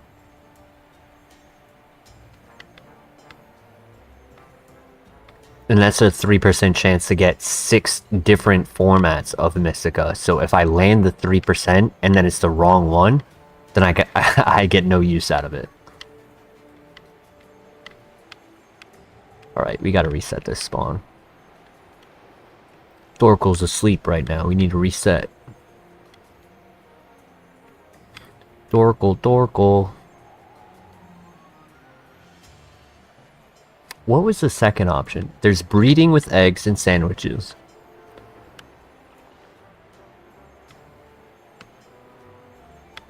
I don't know. I'm fried. I'm cooked. I'm scrambled. I'm a scrambled egg.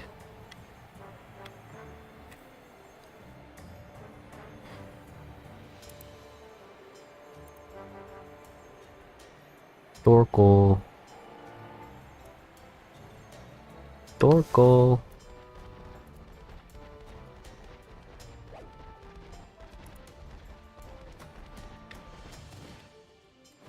There you are.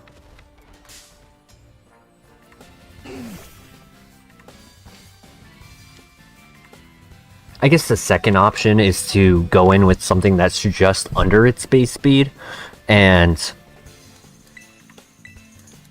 it wasn't the option I was thinking about, but it is technically an option. Let's say its base speed at level 28 was 14 speed. If I went in with something at 13 speed, then I could just go into the battle, see who moves first, and leave if it's not min speed. But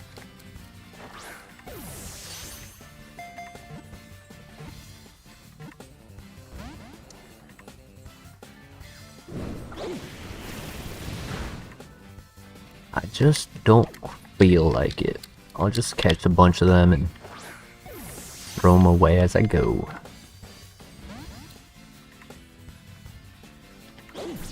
I gotta heal my ogre pawn. He's about to die. Could take only 2 more hits.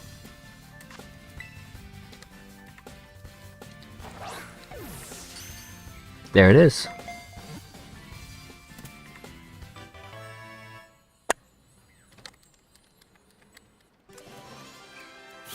Are you a snail, though?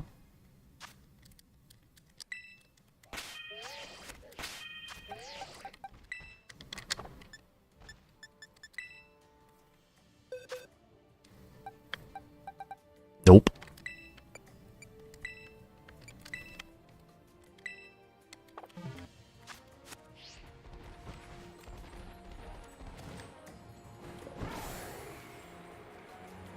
We'll check this one spawn over here. And if it's not here, then go and hit the Pokemon Center. Heal up. Nope, I'm not seeing him. Not seeing him. My Switch is lagging. My frames are dropping like flies. 50% of the matches have completed.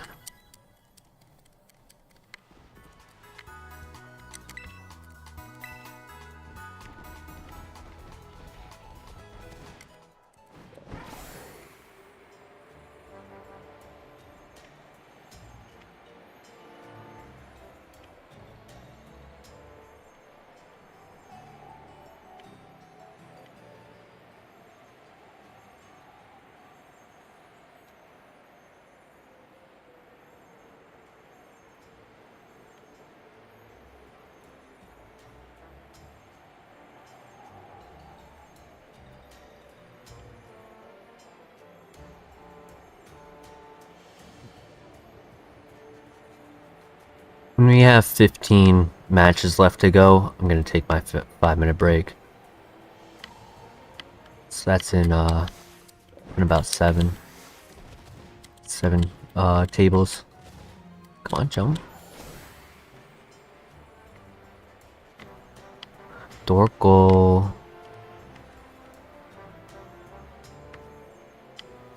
Dorko.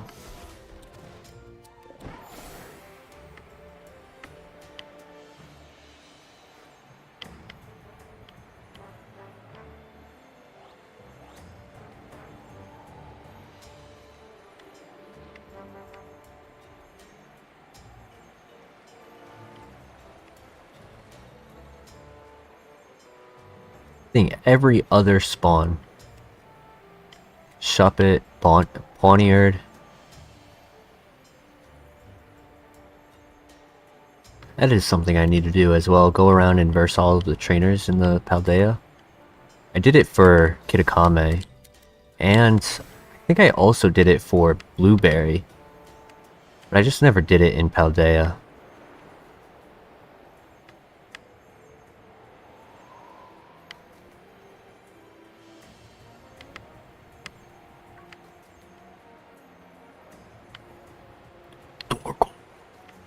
I gotta turn on the lights soon. Getting dark in here now.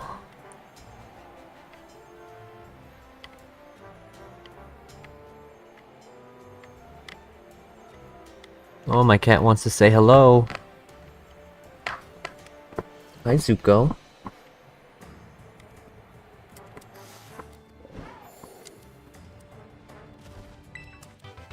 Spikes.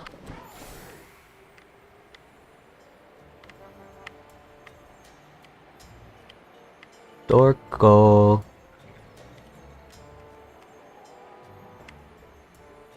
Bro, where are the Torkles?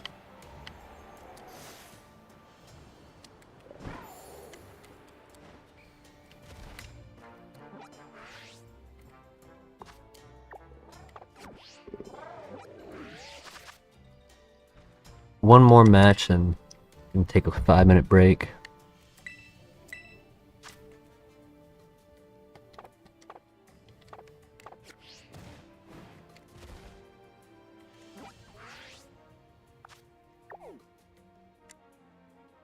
The map is so bad when looking at the Pokédex.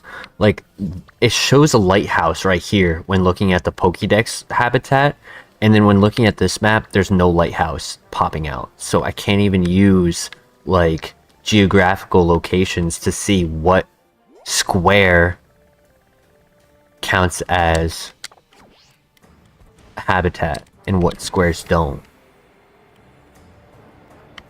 So just in case, I'm just gonna move over a little bit, because I might be a little bit away from its spawn location.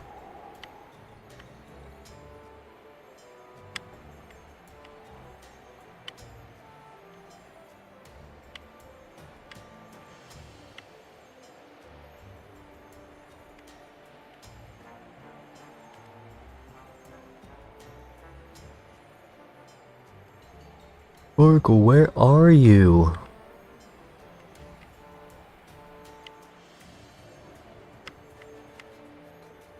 Oh, I guess the secondary option is to do a different sandwich where it's encounter rate and it increases the encounter rate of fire Pokemon on this area so that I find more Torkoals. There is charcoal that would spawn with it, but it would cause Torkoal to not be so sparse.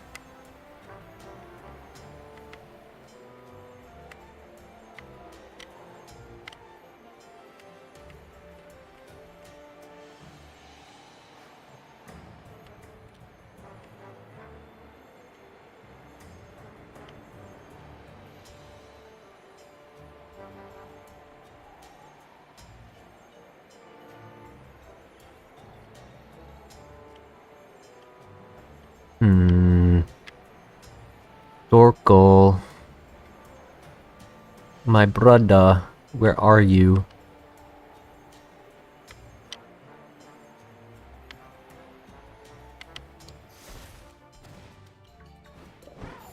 There you are.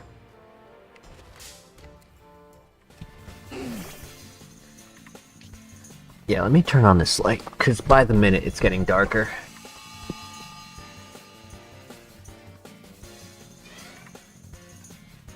Come here. Come here. You want to say hi? Come here. Hi.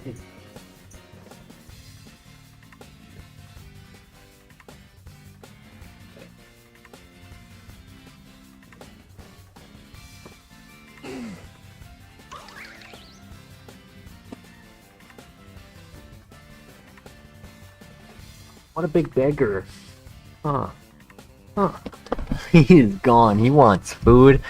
And he is telling me. It's a couple hours too early, buddy.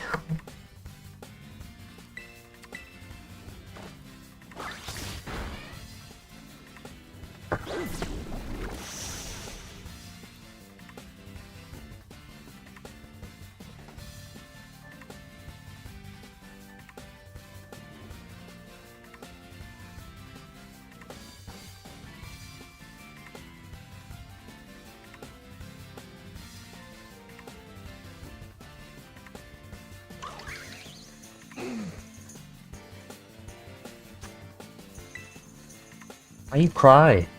Why you cry so much?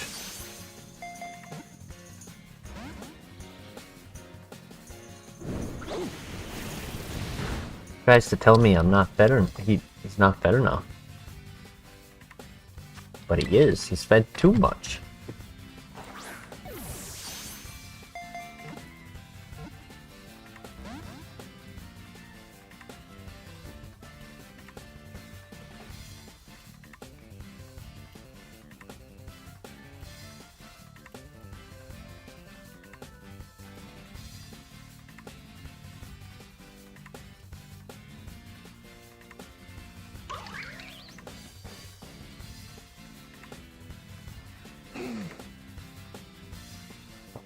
Ba-da-da-da-da-da. Copy. Also, I kind of waited too long for my break, but it's whatever.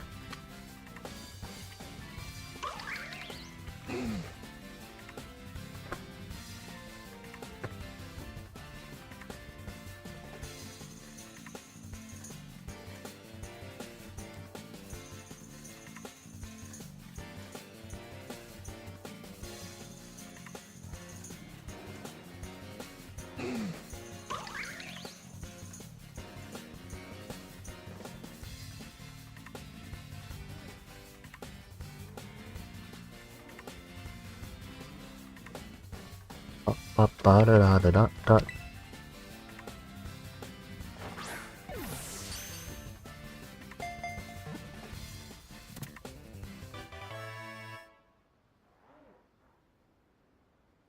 Torkoal was caught.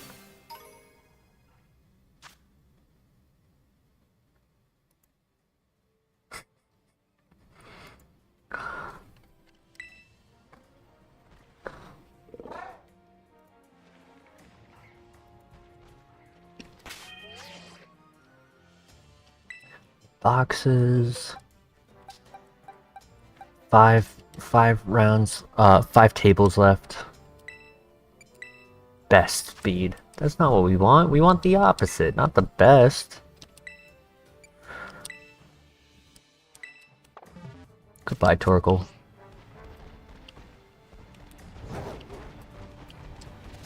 Yeah, we'll play the next round without a break. And then, depending on how we do, we'll see if we stay in this tournament or if we move ourselves to be in the 7 p.m. tournament.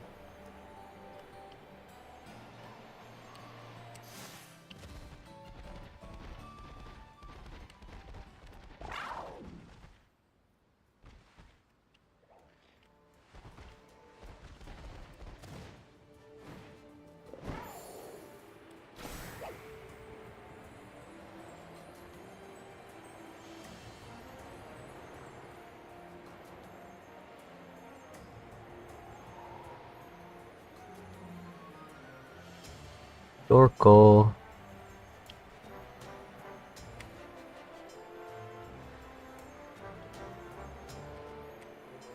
Wait, was that one? Yes, it was. Yes, it was. Let's go. Let's go. 4 tables left. Yeah, I don't have time for a break. Unless I, like, left 2 minutes ago.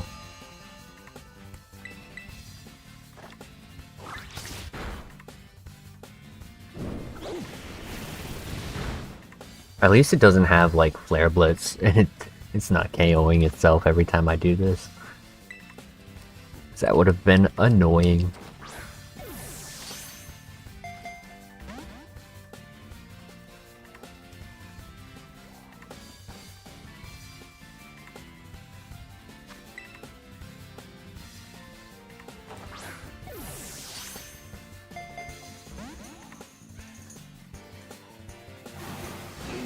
Boom. Now that's a lot of damage. 3 tables left. Let's go. Nice crit.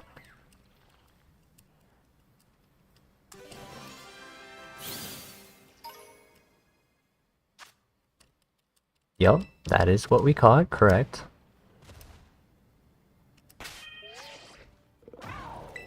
Boxes. We're looking for no good, not pretty good. No good. No good.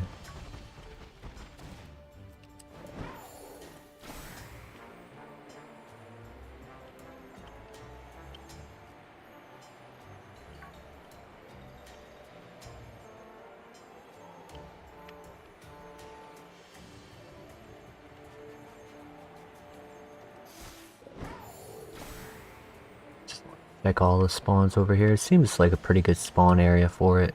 This big open area. I found one every time I've come on this side.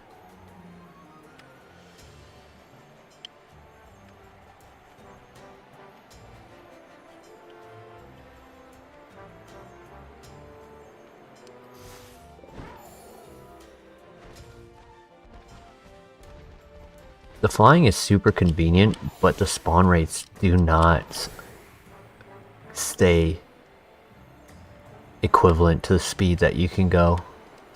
So sometimes you're not spawning everything.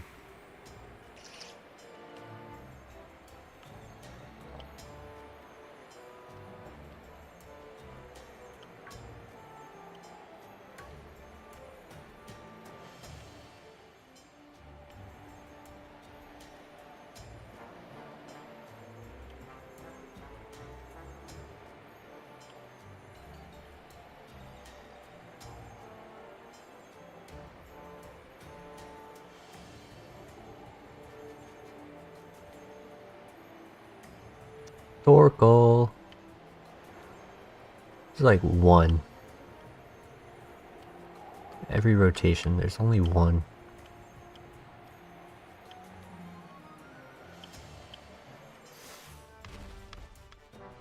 Stupid worm. Stupid worm. 2 tables left.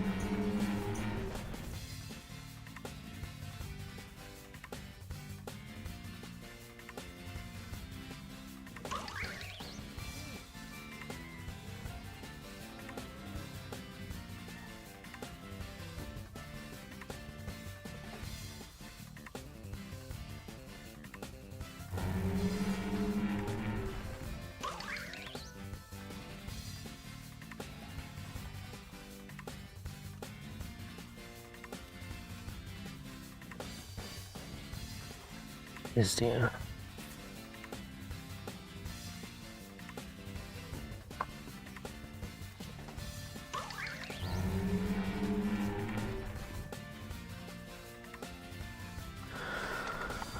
Apologies.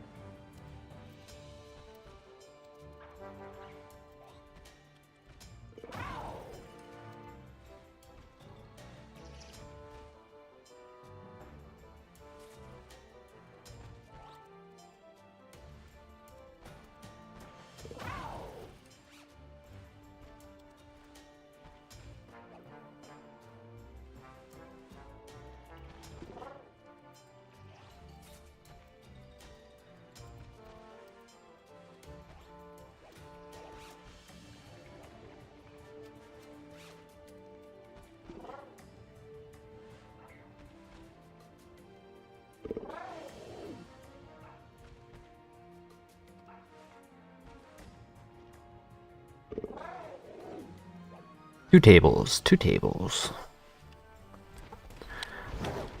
Torkoal, let's go. Let's go. Let's do it.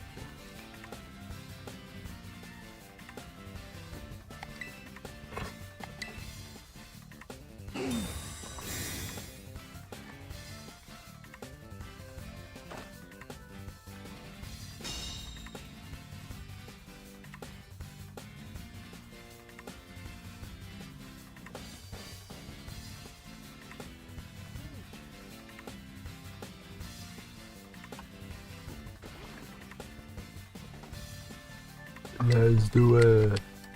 Torkoal, you are the one.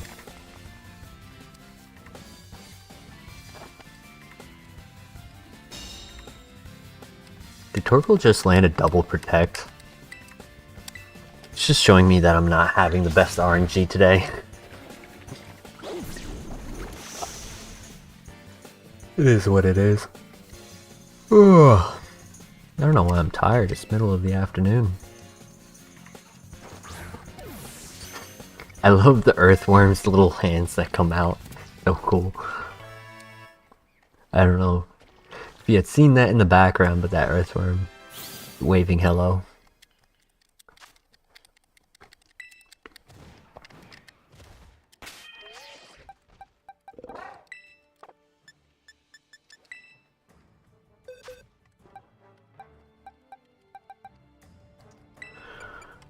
I need no good.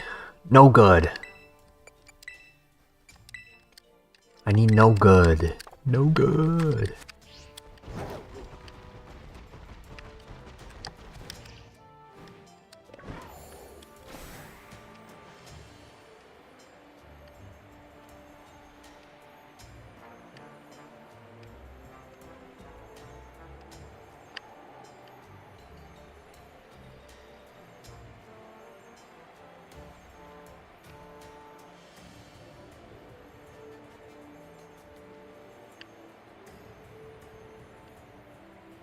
For reference, I caught the flutter main that I will be using last night.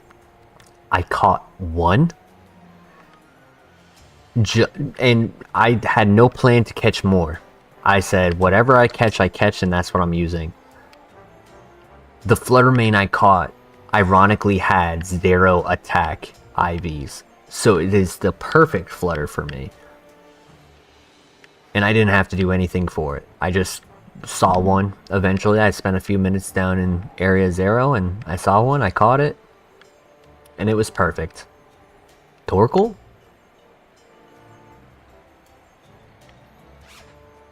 Torkoal is not doing it for me.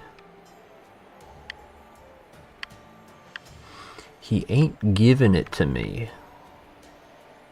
Oh, I should mention, there is a potential circumstance, because we are now in round 3, or apologies, when we hit round 4, it's going to be the stage where we're versing another 1 win, 2 losses.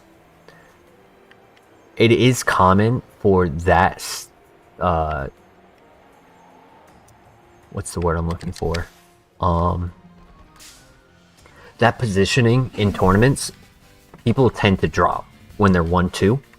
So there is a small window where our next round will be an automatic win. And if that's the case, then we'll be 2-2. We'll play the 5th round, and I'll have 45 minutes to take my 5-minute break, so.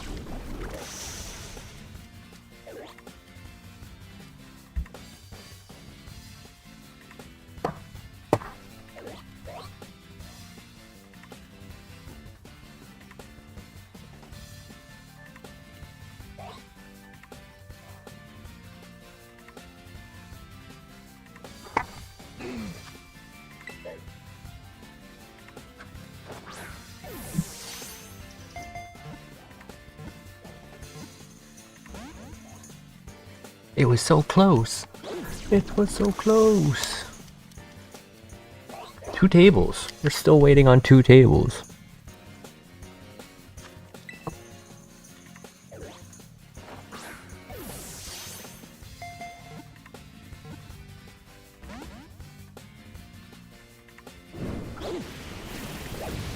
Get in the ball. I'm gonna run out of Pokeballs before I find the Torkoal I need.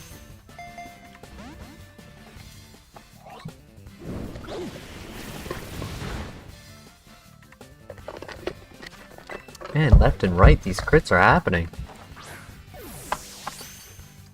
And I want to mention, over the last week, my RNG has been amazing. When I'm playing on Pokemon Showdown, I have gotten so many Heat Wave to connect, as well as burns from the Heat Wave. I've also gotten Thunderbolt paralysis, and I think overall, out of the Snarls, Heat Waves,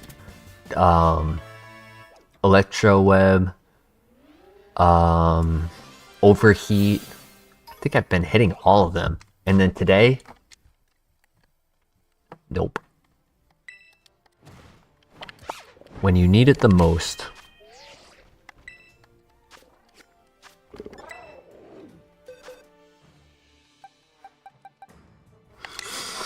Ah, I'm not pretty. I'm no good. I need no good. No pretty. Want an ugly Torkoal.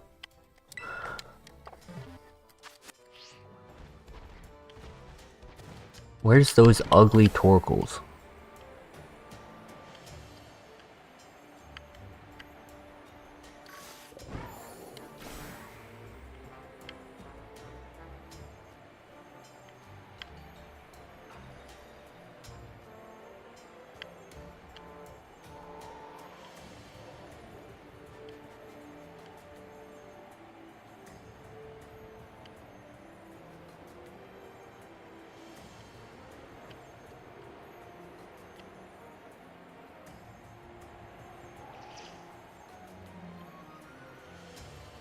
That's an interesting concept that just passed through my mind.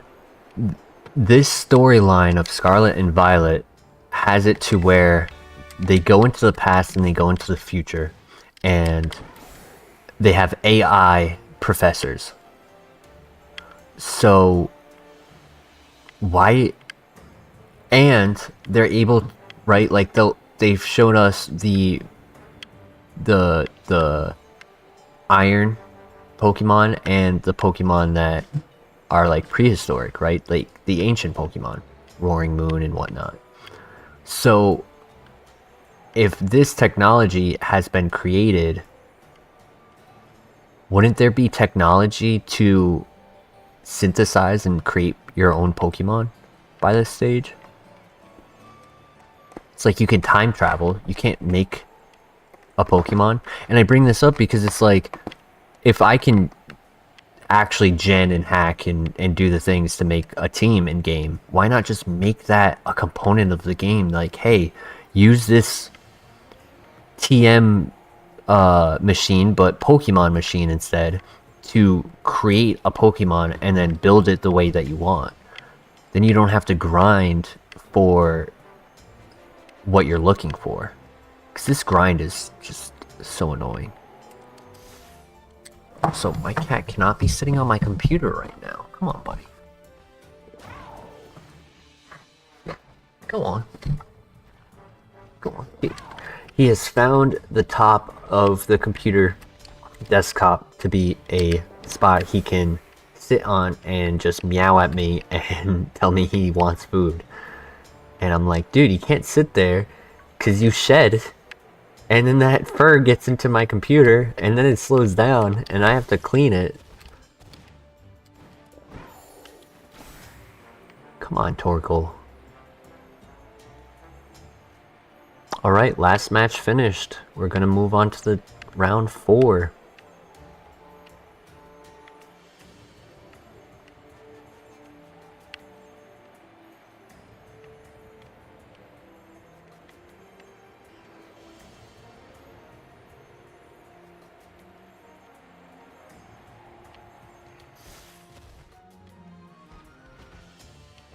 I've found one over here before. Okay, round has been paired. Our opponent checked in immediately. Oh boy, they're running a unique team. Wide Lens Cinderace. So he doesn't miss a high jump kick. Whimsicott, Taunt, Tailwind, Trick Room. Baxcalibur with Ice Shard. Goldengo, Meowscarada, and Fluttermane with Wise Glasses.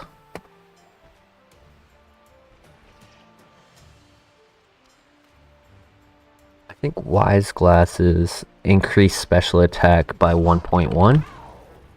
Yeah, special attacks by 1.1. And then Wide Lens increases the attacks by the holder by 1.1. Oh. So Wide Lens just makes Cinderace hit a little bit stronger rather than make it more accurate. And the reason behind it is because he has his Life Orb on the Meowscarada. He has Terra Fire Cinderace and Terra Grass Meowscarada.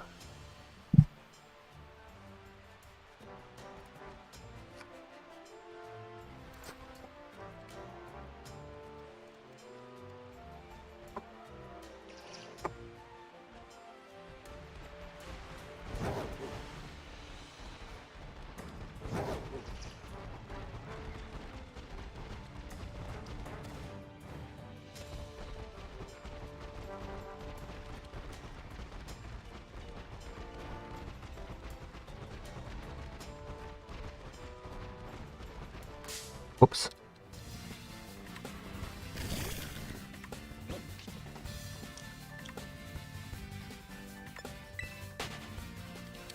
All right, he is ready.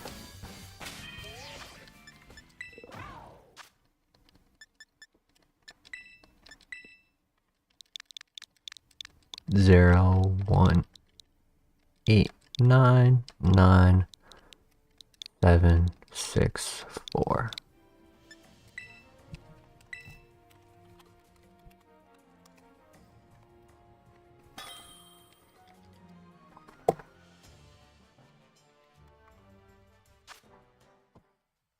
Well, I could see why he wanted to use Cinderace.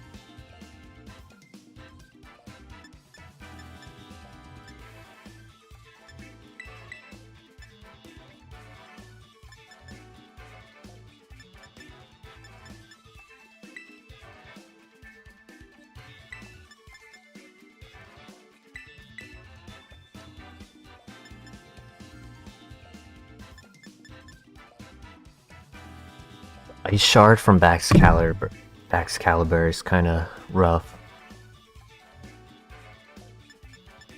It's Terra Poison.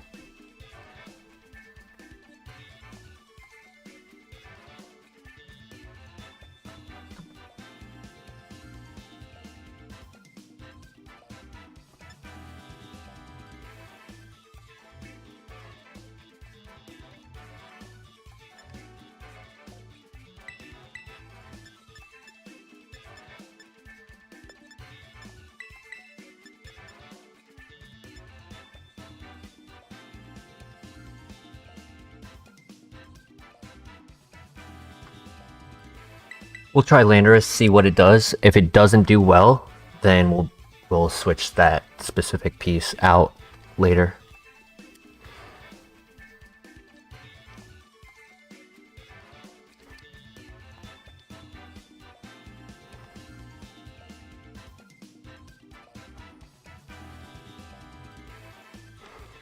I have a feeling he'll start with Tailwind and probably Flutter.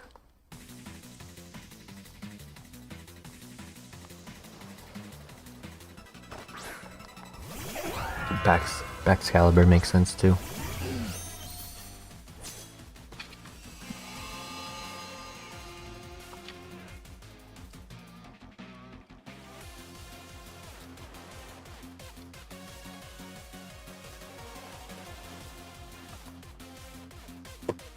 Excalibur at 50 with max speed 152. So he does outspeed with max speed, but it's honestly unlikely. I'm not gonna Terra because I want to save it.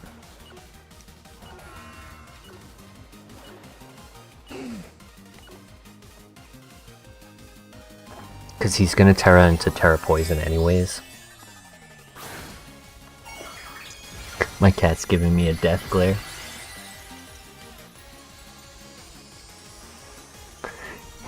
What's up, baby? You're okay. He's sitting on the shelf behind me. Tailwind. Now let's see if he's faster. Nope.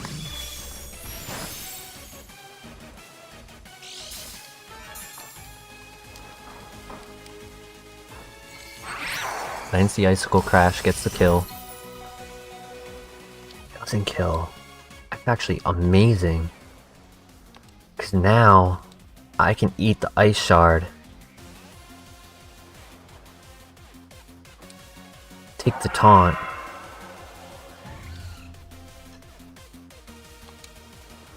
And then kill with Overheat. He's clear Amulet, he's not Assault Vest. So with the sun up,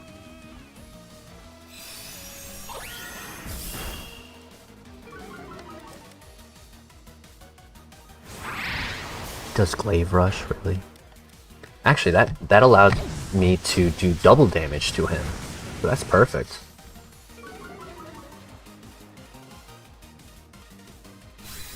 Take out the biggest threat to my Landorus. Eject pack out. Chiyu only took a third, so he gets to live on the next Moonblast. Whimsicott does outspeed, but his only attack is Moonblast with that, and he doesn't have... I mean, he has the Flutter Mane.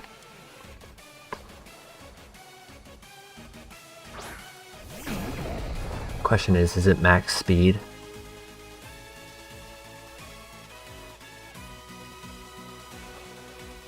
Sent out Chance, which I think is Cinderace. Yeah, makes sense. So you can Pyro Ball protect. High Jump Kick.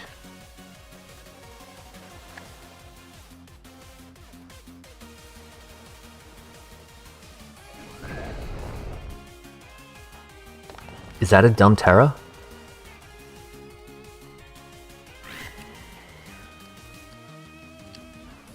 He's got 2 more turns of Tailwind.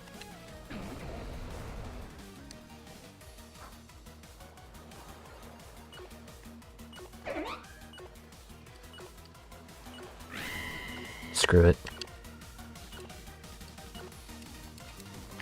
Screw it.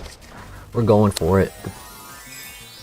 He's not gonna Sucker Punch or Pyro Ball that slot. He's likely to do the Moonblast into it, and then probably Pyro Ball the Landorus. Do the Moonblast into the fish.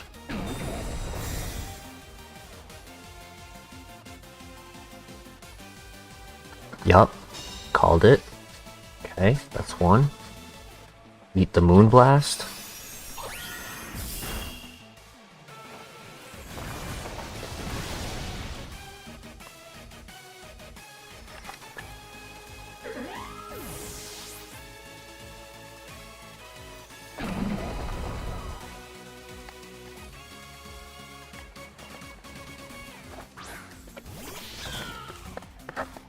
Tricker and Play Rough. Trick.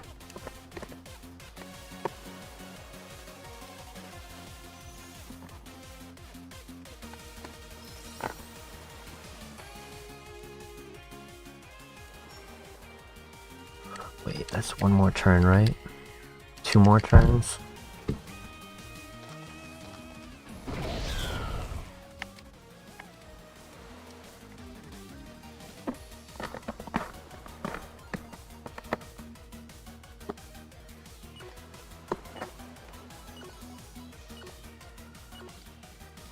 Shoot, I accidentally clicked too quickly. Shoot. Shoot, I totally just threw that. I didn't mean to double back twice.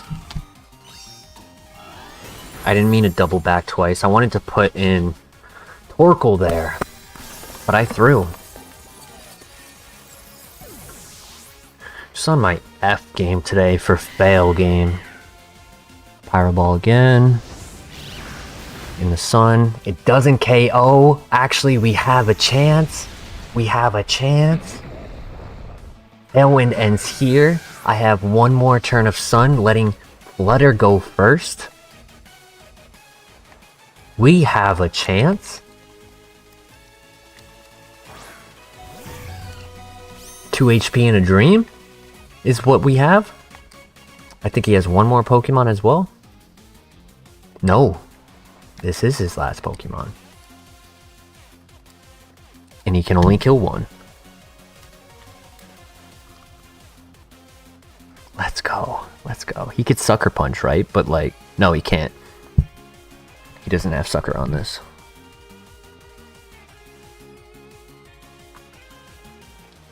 That was a close game. I only won because Tornadus lit right there. Had Tornadus died, I would have had to hope that Torkoal plus Flutter could take it out. But he has Sucker Punch on what? Cinderace.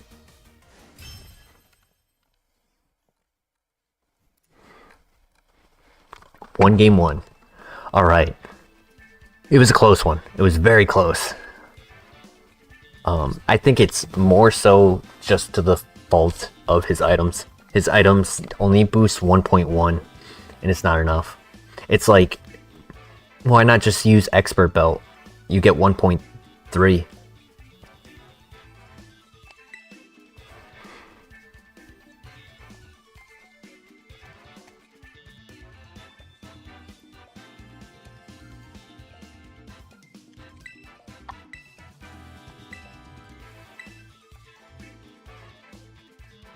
Let's just win. 2 for 2. Not have to go into game 3.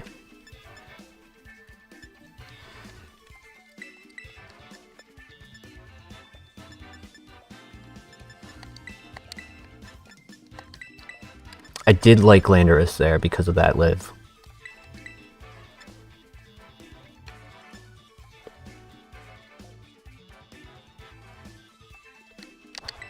And honestly, I think turn 1, I just do the overheat right away.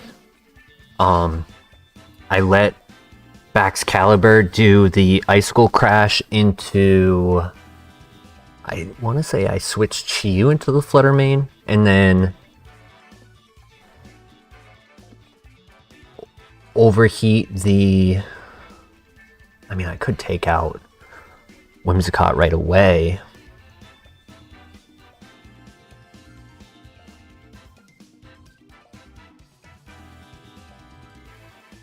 I could also Shadow Ball plus overheat into that slot.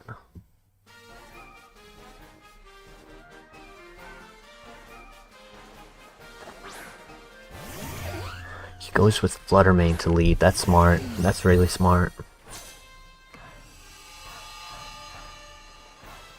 So mine goes first with the Photosynthesis. And then his goes as special attack. And he does have Protect on it.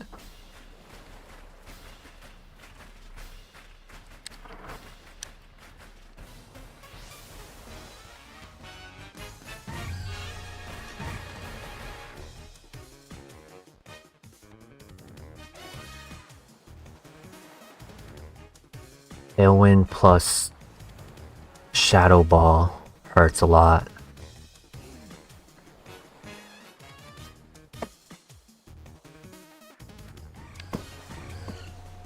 Let's go with it.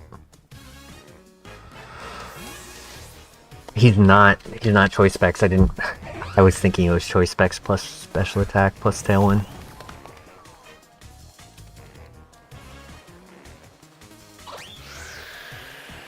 Because Tailwind special attack boost will always be faster than my booster speed. He does do the Shadow Ball, which is what I expected, and it'll only do a third again.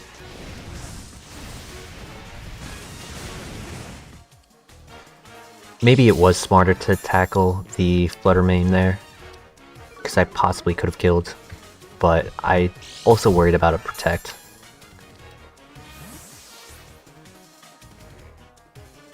Kind of wish that I brought Thunderous, because then I could have just Eerie Impulsed it.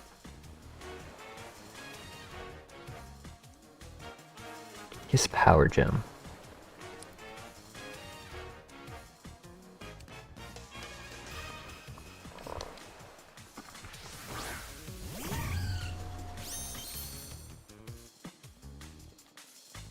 So here I just Heat Wave, and then I Terra Fairy.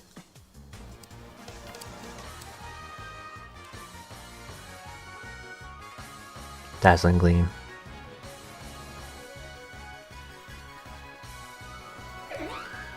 If I was to switch out Chiyu to Torkoal,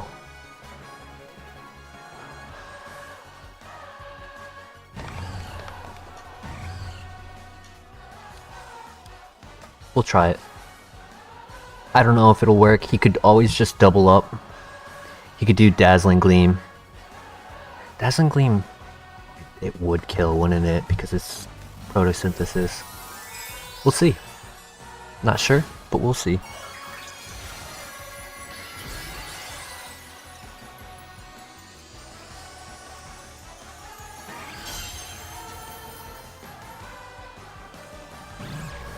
He does the Shadow Ball. Awesome. It's actually better for me. It's a good thing that I Terra'd. And he doubled up into it. Perfect. That's actually my best case scenario. That's kind of what I expected, but that's why I Terra'd, because the Shadow Ball would have killed me, and then the Moonblast would hit the Chiyu. But by Terraring, it makes it so that he doesn't get the Chiyu taken off.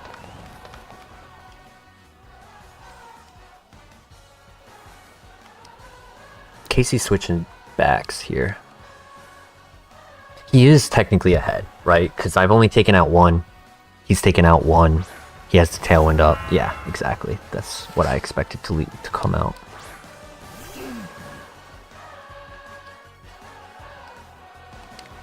He has 2 turns of Tailwind left.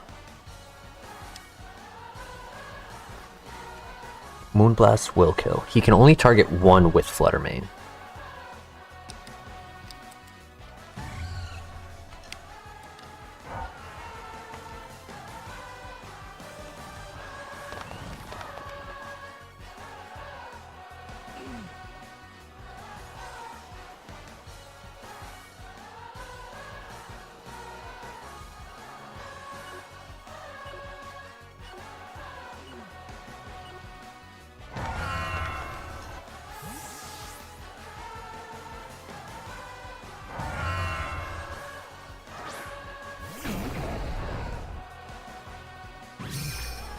Power Gem into the Torkoal. That's so smart. Oh, I'm so dumb.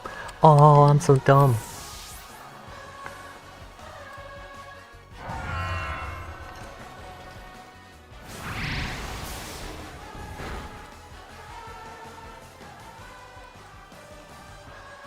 Wow, he was really gonna give me a free Heat Wave there. That's so sad.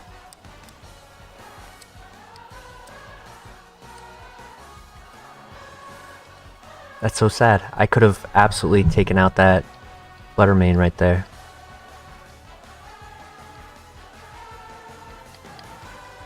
I don't think it would have killed the backs though. Helping Hand actually, yeah, Helping Hand Heat Wave actually could have killed it.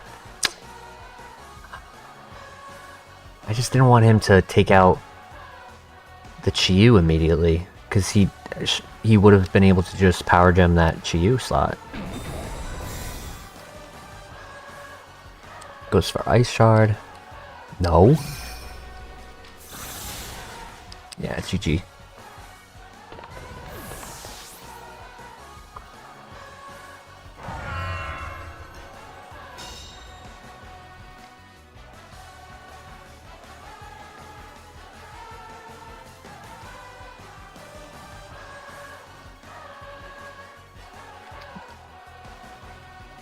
Yeah, there it is. I don't know why he took so long on that.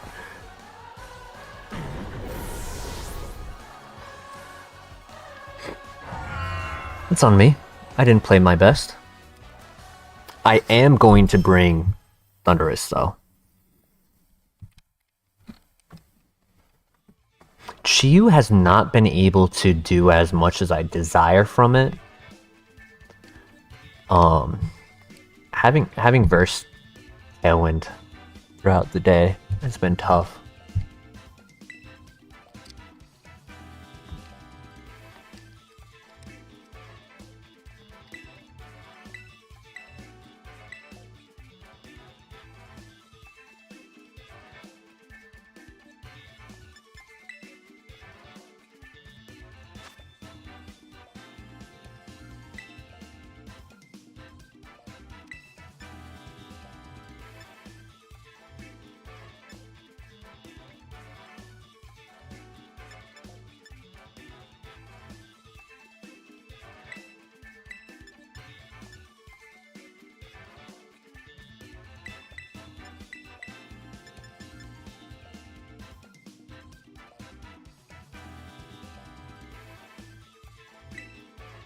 Because then I can Terra one of my options, survive the hit, do the Electro Web and Sludge Bomb, and take out that Whimsicott and not allow it to survive on the Focus Sash. Or, opposite, I do the Electro Web and do the Sludge Bomb onto the Flutter, and take that out.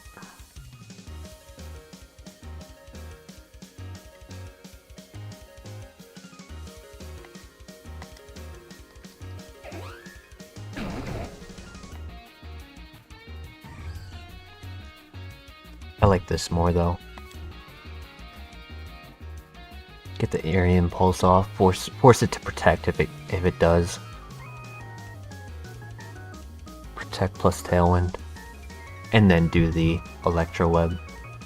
I'd rather let Whimsicott live for one turn so that Flutter is diminished in its damage. Yep, exactly. Because my Electro Web wouldn't go off before it attacks.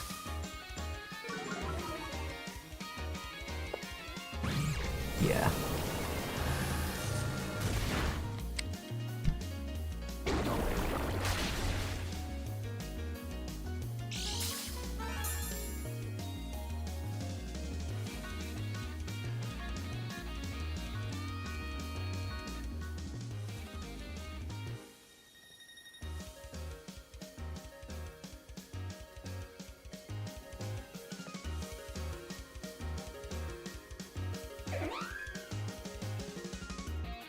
Why take a hit?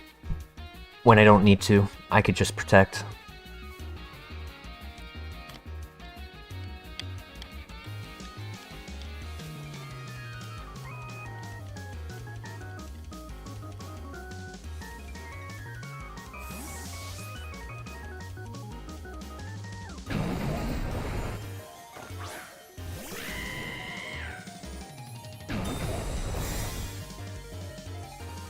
Moonblast into the Lando, come on. Ah, that's smart. That's smart. I'll give that to him. I didn't consider that.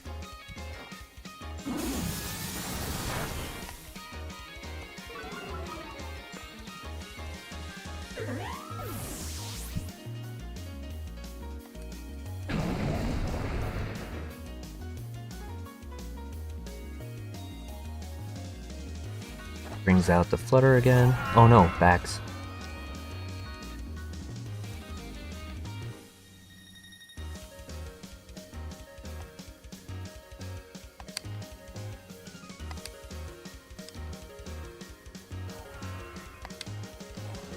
I should live in Ice Shard as Terra Poison. I mean, if he does it until Thunderous slot, though.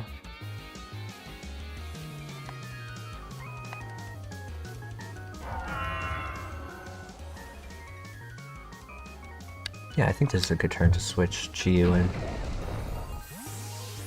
Get a stronger Electro Web off. That'll then make Chi-Yu faster than Cinderace. He does Terra. What just happened?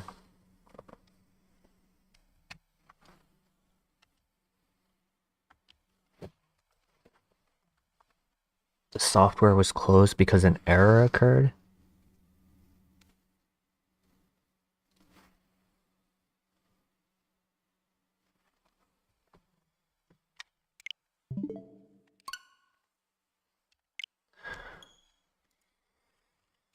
I just lost because of that.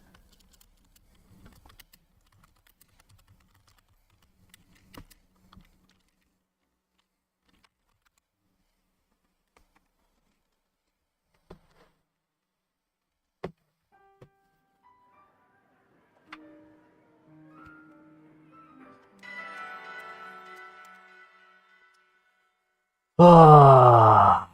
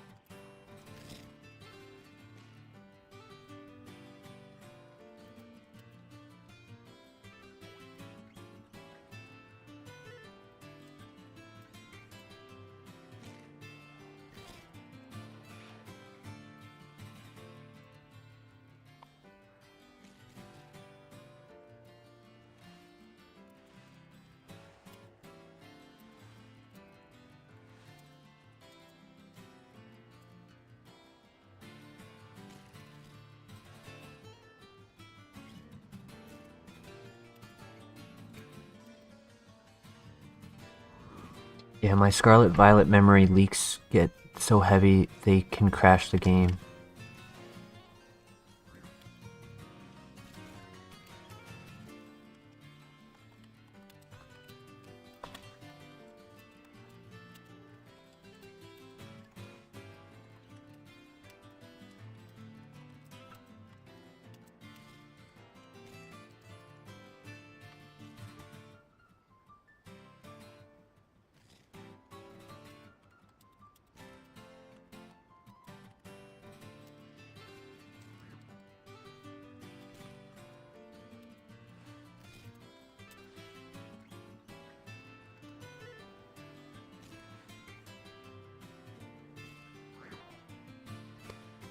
To lose to a team like that due to a disconnect is so embarrassing.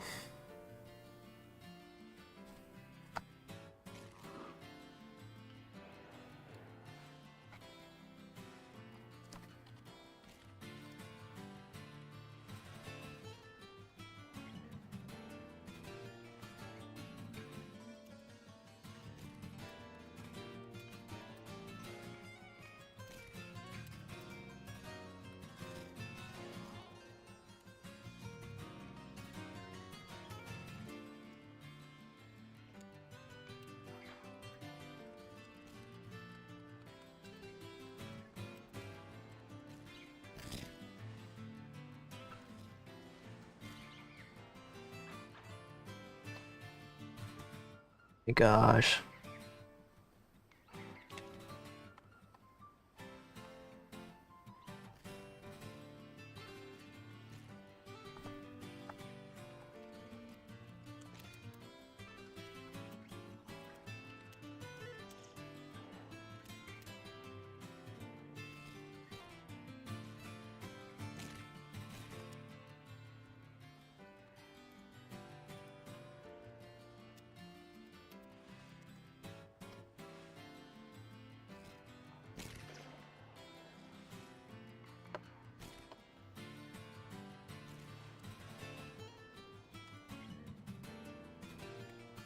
Yeah, I'm gonna end it here, guys. After a loss like that, I'm just gonna restart my Switch and possibly join back in 2 hours. That's just so dumb.